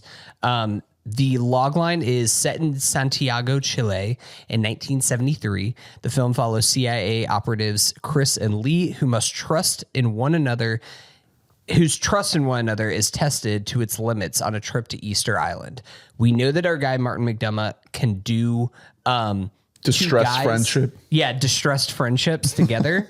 Rockwell and Malkovich. I'm curious on like what the name Wild Horse 9 means. It has like a very bizarre poster. Is it tied into Mickey 17? Yes, it's a prequel. Yeah. It's a prequel to the movie 9 that prominently features Welcome Home by Coheed in the trailer. No, I'm just interested in what this is. Martin McDonagh always kind of I think that he has at least a consistency to him, even if he isn't always like making my favorite things in the world. But I mean, shit, this is only his 6th movie, like between 7 Psychopaths in Bruges, 3 Billboards, and Banshees of Inisherin. Pretty tidy filmography. Yeah. So that's going to be one of my picks. The other pick is something that's actually coming out pretty soon, but I'm going to take, let me get the actual name of it right. Jury Duty Presents Company Retreat. This is the 2nd season of Jury Duty. On Amazon. Not on Freevee as the original. It graduated from Freevee. Well, Freevee no longer exists. Well, it had to graduate because it does not exist anymore. But I mean, Freevee was always like bought or at least operated through Amazon Prime. Jury Duty Presents is such a sweaty fucking subtitle. Yeah, well, it's because it's not set in a jury, but it's just like could we have just had does it have to keep the name Jury Duty? A Jury Duty story? I don't know. The basic premise of this is that it is kind of taking the same idea as Jury Duty, where it's all actors except for one guy, except for this time it is one guy going on a company retreat. Specifically is Anthony, a temp at a hot sauce company, attends a corporate retreat.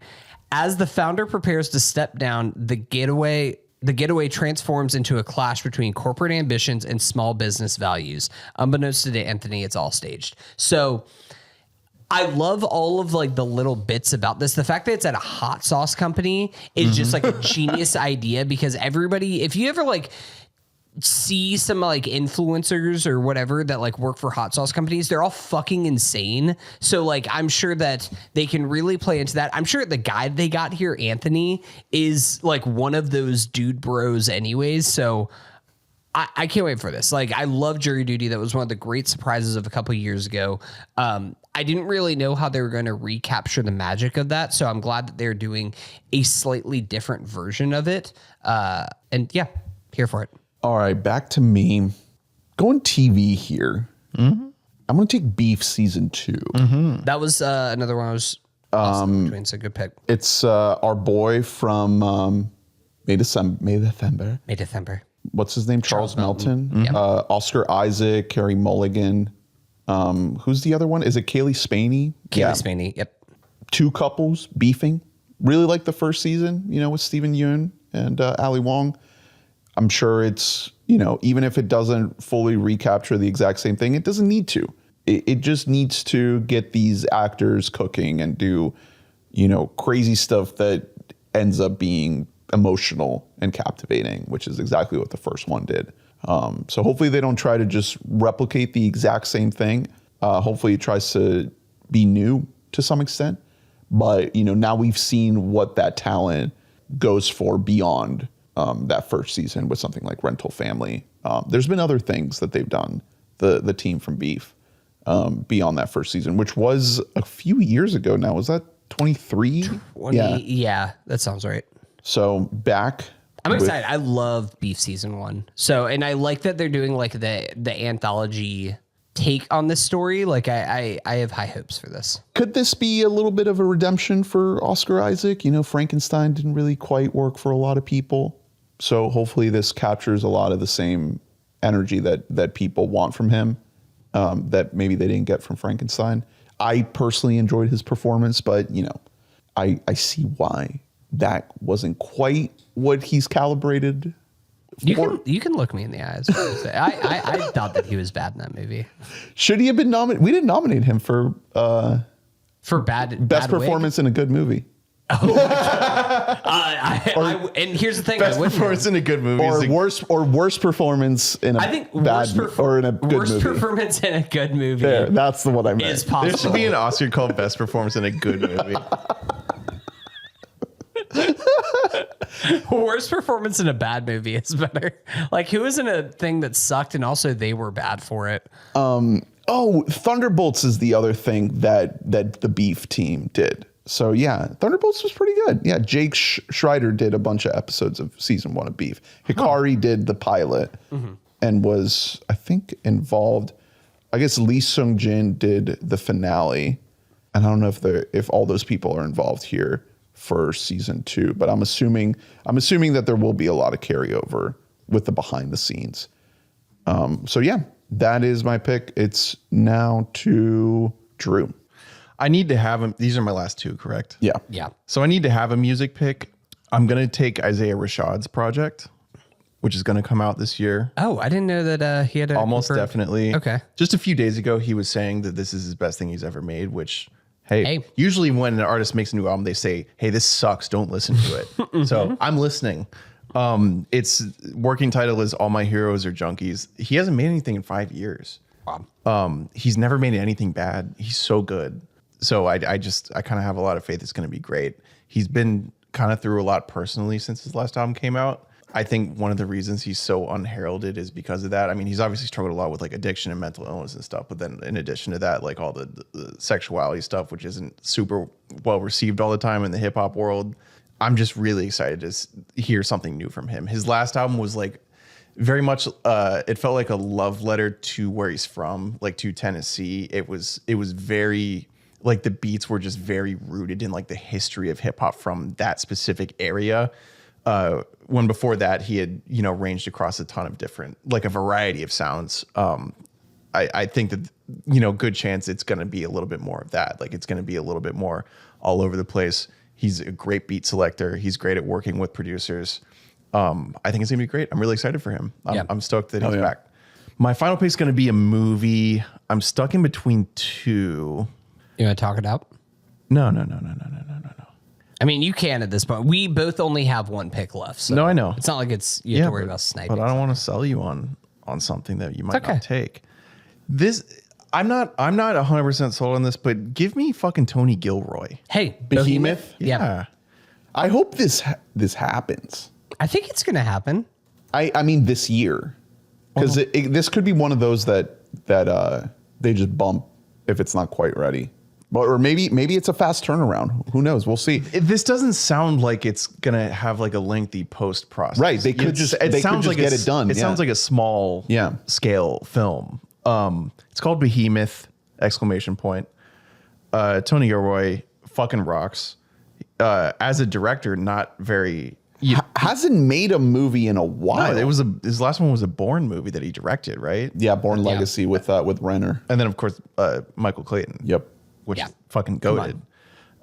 This movie feels like a passion project. It feels like a little bit of a blank check situation. Post Andor. Yeah, exactly. Yeah. Andor is just so well regarded, despite maybe not being a financial boon for Disney. But this is Disney. Yeah, no, exactly. Yeah. So this is Searchlight. It's about it sounds like it's a little bit of a love letter to movies, which doesn't always go incredibly, it really depends on. But the thing is, Gilroy is not a very sentimental writer. So I don't think it's going to fall into the pitfalls that sounds like it's going to fall into. There's always a coldness. some kind of cynical. Yeah. I mean, there's a lot of heart in Andor, a lot of hope, obviously by design. But but there's also like a stark reality, facet to it. So I have a lot of faith. It's Pedro Pascal, it's Olivia Wilde, it's Will Arnett. The only information we have is that it follows a musician from a family of musicians who returns to Los Angeles. Period. Next sentence. A love letter to the music of the movies and the people who make it. Wow. So again, you hear that if you told me certain other directors were making that, I'd be really concerned. But I'm interested to see how Tony Gilroy makes that movie. That doesn't sound anything like him. So it could be great. I'm into it. Behemoth. I'm here for it. Great last pick. All right, so we're at my last pick. It's gonna be a slop pick. I gotta do it. Take some slop. If we're extending out to 10, I might as well take a slop. The question is which one. Mandalorian Grogu doesn't look good. Supergirl doesn't look good. Come on, take. Doomsday, I think, could work. What if Steve Rogers had a kid? I don't know. Directors' chairs had the actors' names on them? I'm gonna see it. I just don't know if I need to have it on my team. Moana, I won't see. Minions and Monsters, I won't see. Mario Galaxy, I don't think I'm gonna watch that. So there's a lot of slop that's just like kind of off the table, except for one. Take it. Spider-Man Brand New Day. Yeah. Consistently the most reliable slop, I would say, is the Spider-Man movies, to varying degrees.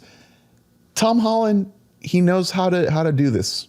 And I think that they have positioned him to somewhat, successful stands here as maybe not as much of a creative partner as somebody like Tom Cruise making the Mission movies, but maybe that's what he's heading towards if he is going to commit to being this character for a long time. And it seems like, given the state of Marvel and hero movies in the year 2026, he has a lot of leverage here and he has the power to say, hey, you don't have a lot of options here. You don't have a lot of choices in terms of quality. So let me cook. And based on what we've seen from the behind the scenes, as of this recording, we don't have a trailer, but it's coming any day now. And I'm really, really hoping that once we get it, it's gonna be that, checking that box of like, okay, we're good. We have one that will work. Destin Daniel Cretton previously made Shang-Chi, which, not overall a great movie, but has some incredible scenes and sequences in it. And he just made Wonder Man, which is way better than it has any right to be. A show that basically ignores everything about the MCU and just tells a story about an actor trying to make it in Hollywood and trying to carve out his own path. Really, really cool show. Yahya Abdul-Mateen II in the lead there, and Sir Ben Kingsley doing like the best work that he's done in probably ever. I don't know. I haven't seen Gandhi. I think that I have seen Gandhi. I think that at worst, Destin Daniel Cretton is like a lateral move from John Watts. Like, I'm not really worried about like oh God, this is out of the hands of John Watts. It's going to lose that Watts touch. Yeah, exactly. Yeah, after he made the first 3 movies, like I wasn't watching those movies. If they can recapture the energy that the best scenes of Shang-Chi has, like that's a slop movie through and through. But man, does it pick these 15-minute chunks to fucking soar. And it doesn't quite get there in the end, but it has its moments. So hopefully they can learn from that, and he has been able to level up. And hopefully they had at one point given him the keys to the movie that is now Avengers Doomsday, the Kang Dynasty. Wow, that was going to be a Destin Daniel Cretton movie. After that movie got canned, were they just like, hey, just take this fucking Spider-Man thing instead, and let's just like forget that this. But Spider-Man's a huge character. It's a very important character, so they wouldn't just give him that. It's not a side thing like Shang-Chi. Like, who gives a fuck about Shang-Chi? So for them to give him Spider-Man, that has to mean something, right? And I'm just hoping that it pays off. There's been a lot of buildup here in terms of this iteration of the character. John Bernthal is here as Punisher. Ruffalo here as Task. Oh, wait, no, Hulk. Oh, boo. Oh, shit. I thought he was playing Task. Task. The streets are saying Do you that. think he still do the Task voice, though? Yes. Okay. Look at me, son. The Hulk from love Philly. Spoiler. Give Hulk a dead son, like, or a dead wife. Criminal son. Yeah, give him a criminal son, a dead wife. The streets are saying that Sadie Sink is playing Jean Grey from the X-Men. Who knows? We'll see.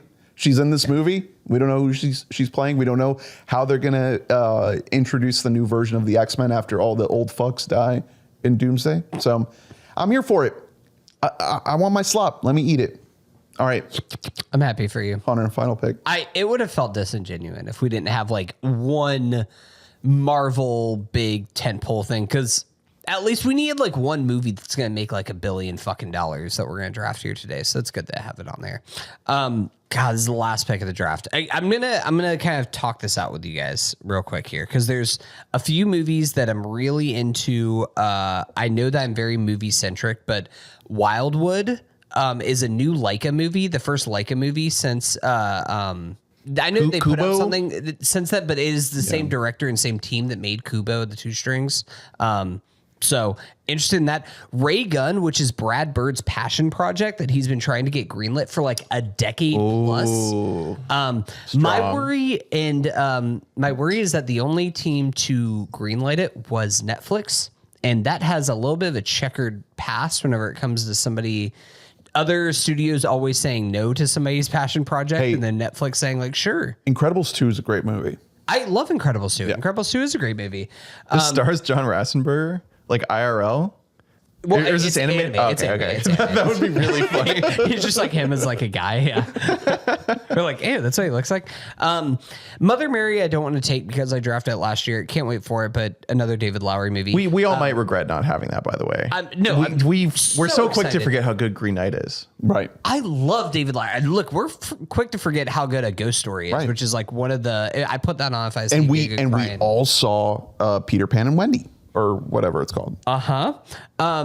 Also, Paper Tiger by James Gray coming out this year that I am very interested in. That was originally another one that was supposed to be last year or 2025 and got pushed.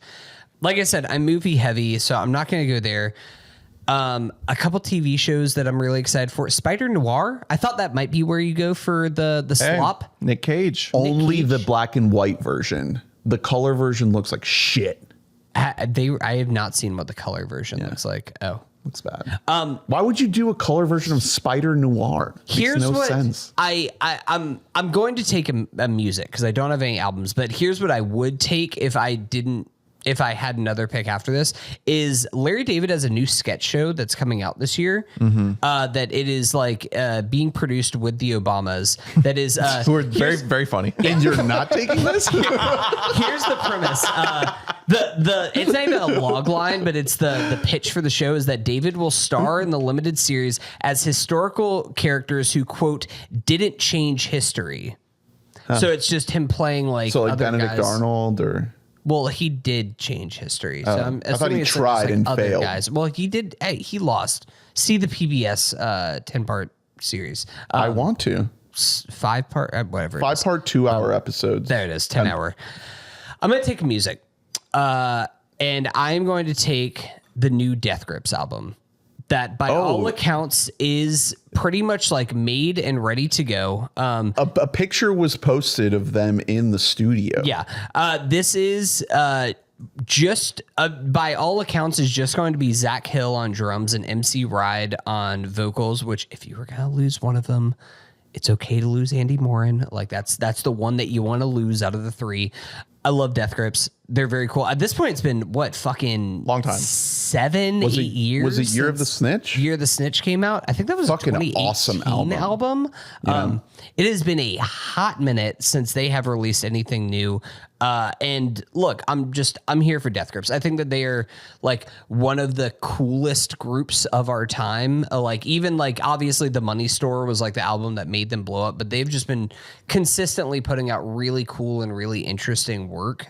Even whenever it isn't always like incredible front to back, I want to put this on like with my mom in the car kind of music. It's just great shit. It's really cool. It's pushing the form forward. So Hell yeah.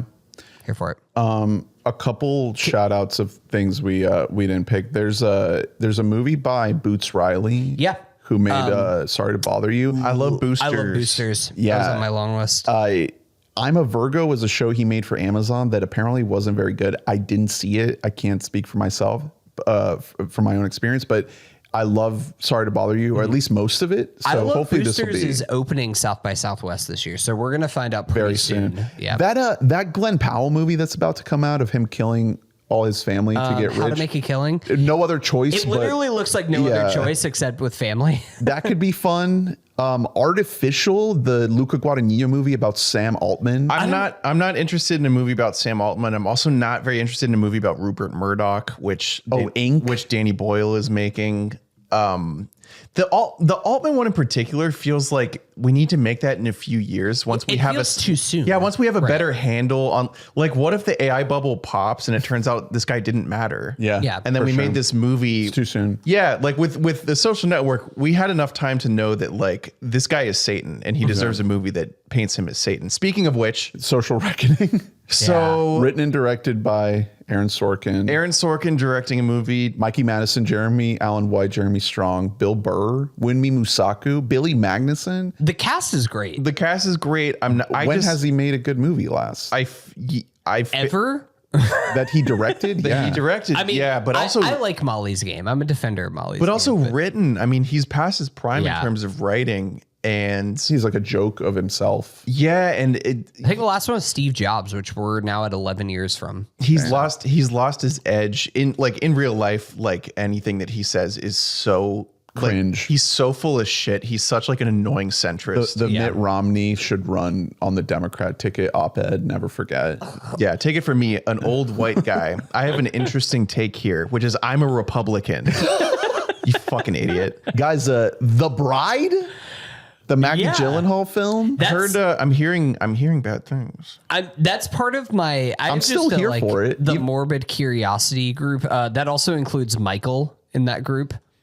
I don't know what to do with Michael. Yeah, Here's the thing. I don't know about Michael could that. be. It could be pretty fun. It could be abominable. It could make $2 billion. Like, I think that we are underestimating just how big of a sensation this could be, if it is even like passable. Do you know how much fucking money Bohemian Rhapsody made? Well, I mean, Pull it up, Ernest. And Pull also, up how much like, money Bohemian and also, Rhapsody made. Michael Jackson is like orders of magnitude more important, Exactly. than them. He's so much than bigger Queen. than Queen and than He is Freddie. he is the biggest deal in culture It ever. didn't quite get to a bill, but But it got close. I What think did that this- Passion of the Christ make? That's like the best comparison. I do think that, like, I mean, it's directed by Anton Fuqua, who has like I think pretty consistent. He doesn't always have 600 hits, but mil like for Passion. his movies do make money. Like the Equalizer franchises, the obviously if you go back, like he's made some bangers with like Training Day and shit like that. But I think that this movie will travel internationally really well because internationally they don't really give as much of a shit about the whole Michael Jackson personal life things. What about You guys excited for Hoppers? oh, we got the screener invite for that, didn't we? did. What if it's good? What if it's? We need Pixar to make some more. It looks fun. We need some more original IP. It has a premise, Yeah. which is more than you could say about like Luca or whatever. Avatar, but for beavers. J.J. Abrams has a movie. yeah. Oh yeah, that's Great another Beyond. Glenn Powell. Working Great working Beyond. title Ghost Rider. Yeah. Or Great Beyond now? The Great Beyond. Well, fuck. There's like not a ton of info about what it's about, but Glenn Powell, Jenna Ortega, Emma Mackey, Samuel L. Jackson. His first movie since Star Wars. Shot in the UK and Providence, Rhode Island. Look, I really need my Glenn Powell stock to climb back up. I'm holding right now. If you tough. drafted it, you may have caused a little bump. Yeah. I'm fucking we have scared. A couple others. The guy who made Sing Sing has a movie coming out that I almost drafted. It's called Saturn Return. It's going to be on Netflix, unfortunately, but it seems like a lot more like slice of lifey, just about like a group of people living normal lives. So interested to see it, but the premise didn't, quite grab me enough to draft it. But Charles Melton again, Rachel Brosnahan, love her. David Morse, Kim Dickens, Will Poulter, baby. Let's go. There's probably love a bunch of love that fucking boy. a bunch of sickos that are really pissed we didn't draft Terrifier 4. They're like, no. There's another new Evil Dead movie, Evil Dead Burn, that's coming out. I don't know any of the director's work. The Mummy. We're getting a new The Mummy. What about Clayface? Written by Mike Flanagan, directed by James Watkins, who did the Speak No Evil remake. Look, Mike's got to make some money. I heard that those Life of Chuck checks aren't quite cashing the way they were supposed to. So I'm shocked nobody took Coyote versus Acme. I actually thought about it just for fun. Yeah, apparently it's good. The formerly canceled film was going to be deleted. Yeah, it was flat out deleted by the studio, and the uproar about that is the reason that it's been then rebought and being released by a different studio, right? Yeah. I'm very curious about the revival of the Avatar: The Last Airbender, which has now been punted to a Paramount Plus original. So who knows if that's fearful a quality issue there. So no one took Doomsday. No one took Doomsday. That's really funny. No one took Supergirl. Yep, or Grogu. Yeah. Mando and Grogu, Grogu looks like television, and I will not be proved otherwise until I see something that makes it not look like a TV show. They're doing a Practical Magic 2. Yeah. All-time girls movie. Mm-hmm. Yeah. Hey, the first Practical Magic is a good movie. Not really sure what's there for a sequel. Yeah. But a couple of things that, one movie that I don't think is coming, but has to be mentioned in the same way Frank Ocean might put something out. Terrence Malick made a movie called The Way of the Wind that apparently was shot and cut and ready 8 years ago at this point. And it's just been sitting. This is his Roosevelt. That is about the life of Jesus Christ. And it's just been ready. It has been actively shot. This guy Geza Roig, who plays Jesus, is hey, when's my starring performance going to be as Jesus? Mark Rylance plays Satan, and we're just sitting on this thing. That'd be cool. How cool is That's that? a fun Satan. Well, you got to wait for the right time for that one. He's just the timing is everything. Horizon Chapter 2. That movie doesn't exist. I think that one actually did get deleted by Warner Brothers. They actually did accidentally delete it. So let's talk some TV. The Boys is ending. Yeah. We didn't take it. Season 4, I don't think any of us were super. I never finished it. I don't know if I did either. I kind of just fell off with it. It really felt like it was flaming out to me. New show on Apple called Widow's Bay that I'm interested in. There's a lot of Apple stuff. Matthew Rees, he is playing a New England mayor who refuses to acknowledge warnings from his residents that his town is cursed. That sounds really fun. There's an Apple one I wrote down called Margot's Got Money Troubles. It's from David E. Kelley, the guy who did Big Little Lies. It stars Elle Fanning, Nick Offerman, Greg Kinnear, Michelle Pfeiffer, Nicole Kidman. Really strange premise. It's about a girl who starts an OnlyFans. Margot, tumultuous journey unfolds as the daughter of a Hooters waitress and a former professional wrestler. An affair with her junior college English professor leaves her pregnant. Margot turns to OnlyFans to support herself. Yeah. Huh. Three Body Problem is ending. Yeah, with a couple extra episodes. Because he had a multi-season deal, and then they're you got to wrap this up. You got one season to just fucking wrap this up. I'm gonna watch because at this point I saw the first You're pot one. committed. My God. Lanterns. Where my Lanterns heads at? There's a chance that Lanterns could be good. Yeah. There's actually good people behind the scene with Lanterns. Rebel Ridge. So, Hey, I love that guy, Aaron Pierre, and Kyle Chandler. This won't be too spoilery for you guys, but he pops up in The Rip in a role that is so small that you're okay, so you're going to be a villain at the end then, and then he is, and you're oh, great, awesome. It's malpractice of casting. I was so upset. I told Annabelle, I was well, this is fucking stupid. He's the bad guy. Do we think Shogun season 2 comes out this year? I don't think so. No. That show took so long to make season 1 that like I don't really believe that show rocks. I love Shogun. Euphoria season 3. I never finished season 2 of Euphoria. I will go back and finish it before season 3. Guys, Ted is back. Zendaya also, we should say, along with Anne year. Hathaway, is having a fucking massive year this year. We didn't even mention the drama. That's another one that's coming out. Shit. Yeah. That like I don't know. Did you guys ever see the Nick Cage movie that guy made, Dream Scenario? I never saw Dream Scenario. Interesting movie. Yeah, that's mostly what people said. Not great, but interesting. It kind of shits the bed, but it's cool. So you brought up Ted Lasso. Bill Lawrence has also made Ted. Just Ted. But also Ted Lasso. Yeah. But Well, Scrubs. Scrubs is coming back. That's one that's so sad and sucks, and it really bumps me out. How do you think Is this the T-Mobile second- feels about it? it's the second revival. I think it's the third. Oh my god. Do you think T-Mobile is like kind of pissed because they're like people like they watch our commercials because they think this is our only chance to see JD and It's on brutal. here. So Bill Lawrence has also made another new show starring Steve Carell. Oh yes, yeah, that's yeah, right. yeah. It's called Rooster. Yeah. Steve Carell. Still haven't seen Shrinking. I am under the impression that Shrinking pretty good. I watched the first season. I believe that comedically Steve Carell is well beyond his best days. And so I don't think this will be a very good show. Hey, what about wasn't he in Space Force? Was he in Space Force? He was Exactly. also in Mountainhead. Wait, are you in on this Carrie show from Mike Flanagan?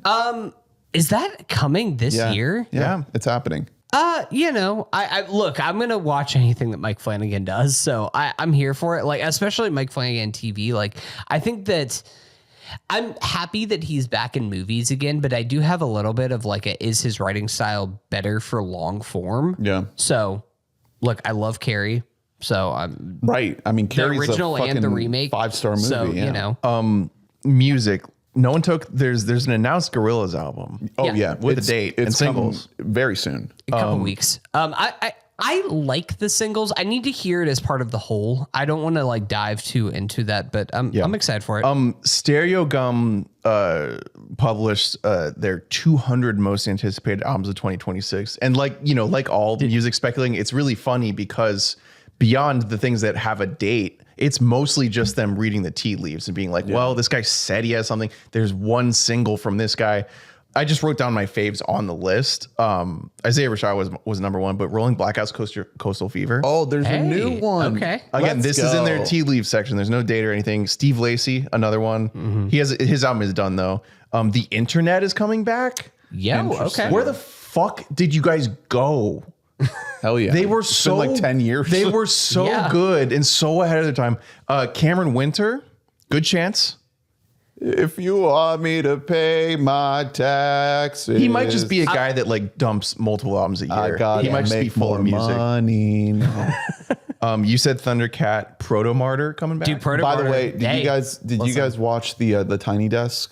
Yes. He's got Riz, man. He's a natural. Yeah, of course. He's just throwing it away like it's His nothing. mom is Polly, dude. Yeah. This guy fucks like a madman. Beach House, Hey, that's cool. I didn't see that. Legends. Yes. There's not a ton on there. Olivia Rodrigo, James Blake. I'm pretty sure that's going to happen. Yeah, whatever James Blake. It's announced. We Yeah, gotta James do- Blake yeah. is. Yes, that's right. A couple ones that are either announced or heavily rumored. I don't know. Have you guys ever listened to Sweet Pill? No. Sweet Pill, very good. They have an album that's coming out next month. I'm very excited for. Really cool emo band. Great sound to them. Noah Khan has a officially announced album.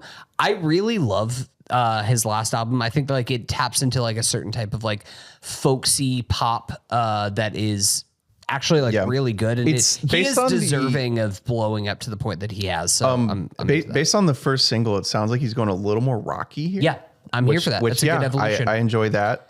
I don't want to say too much, but Alex Turner is active right now. Yeah, I've been So- hearing some rumors. Yes. Yes. The car listen, heads rise up. I'm not drafting it. Here's the thing. That was the thing. I think. Well, Arctic Monkeys. Did you guys listen to the single that they put out? Well, it's not not like a attached to an single, album. but it's- it's part of a charity Here's the thing. project. Fool me once with Tranquility Base Hotel, shame on you. A good album. Fool me twice with The Cars. A bad album. Shame on me. I think both of them are not good. I was never going to touch a new Arctic Monkeys album, but I do actually think there's a good chance that's coming out this year. Yeah, I know. I'm just saying, hashtag noticing. He's around. He's doing stuff. Speaking of tea leaves, there's a new No Name album that I've heard is heavily rumored that I thought would be on your purview. I didn't know that. That eluded me. No Name, Wise Blood, another one that's heavily rumored. Snail Mail, Phoebe Bridgers. Is that happening? No, I mean that's a tea leaf selection here. That's another one where I'm like Phoebe, Frank Ocean, LCD, System of a Down, Modest Mouse. Oh my God, like, a new System. Well, everybody thought that was going to happen 2 years ago whenever they put out those singles. They're touring. There's no way they're working on I new don't shit. think that's happening. Exactly. All right. Let me Quick. I just wanted to shout out some video games that either are announced or like feel like they are actually going to come out. New Fire Emblem, Fortune's Weave is what it's called. It's like the spiritual sequel to Three Houses, which as we have kind of closed the book on the Switch 1, Three Houses is just like straight up one of the best games. Like I would put that almost on the level of like the Breath of the Wilds and the Tears of the Kingdoms and Super Mario Odyssey. So really excited for that. I mentioned Marvel's Wolverine, Resident Evil Requiem, which is coming out pretty soon. I didn't want to get 2 Resident Evil projects on my list and just be the horror boy, but that's good. 007 First Light. That could be good. I'm interested in that. It has a really cool team behind it. Yeah. That I'm excited for that one. New Fable. Were you a Fable guy? I always Fable wanted kid? to, but no. There's that, and then the Duskbloods, which is the new FromSoft game that's going straight to Switch 2. I'm excited for the Metal Gear Solid 4 remake. Now that I'm a Death Stranding head, I'm into that. Yeah. I'm going all in on Metal Gear. All right, let me read all the picks here. Hunter, you did The Odyssey, Resident Evil, History of Concrete, Survivor 50, Digger, Possible Love, GTA 6, Wild Horse 9, Jury Duty Presents Company Retreat, and Death Grip's new album. I picked Dune Part 3, Project Hail Mary, Vavlov, For All Mankind Season 5, Narnia, Flower Vale Street, the FIFA World Cup, Thundercat, Beef Season 2, and Spider-Man Brand New Day. And Drew, you picked Cliff Booth, or The Adventures of Cliff Booth, Disclosure Day, Toy Story 5, Blade Runner 2099, Teenage Sex and Death at Camp Miasma, The Entertainment System is Down, October, Devil Wears Prada 2, the new Isaiah Rashad album, and Behemoth. So those are our picks, our most anticipated. Had the same draft this year that I had last year. Who is the clear loser? We'll see. We didn't even mention the one that you drafted last year, the Trey Parker, Matt Stone, Kendrick Lamar comedy. I hope it comes out. Exists. Fool me once. Yeah. Thank you all for listening. Please rate, review, and subscribe, like, and comment. Let us know your thoughts on all our picks in the 2026 Hype Draft. Check out WeBottleMike.net. Get every episode in your inbox. Join the Discord. Patreon.com/WeBottleMike. Thank you, beautiful donors, for supporting this podcast. Next week, it's the start of our Denzel Washington series. We're unveiling the lineup with our announcement episode. Stick around for that. We love you. Woo! Bye-bye. Bye.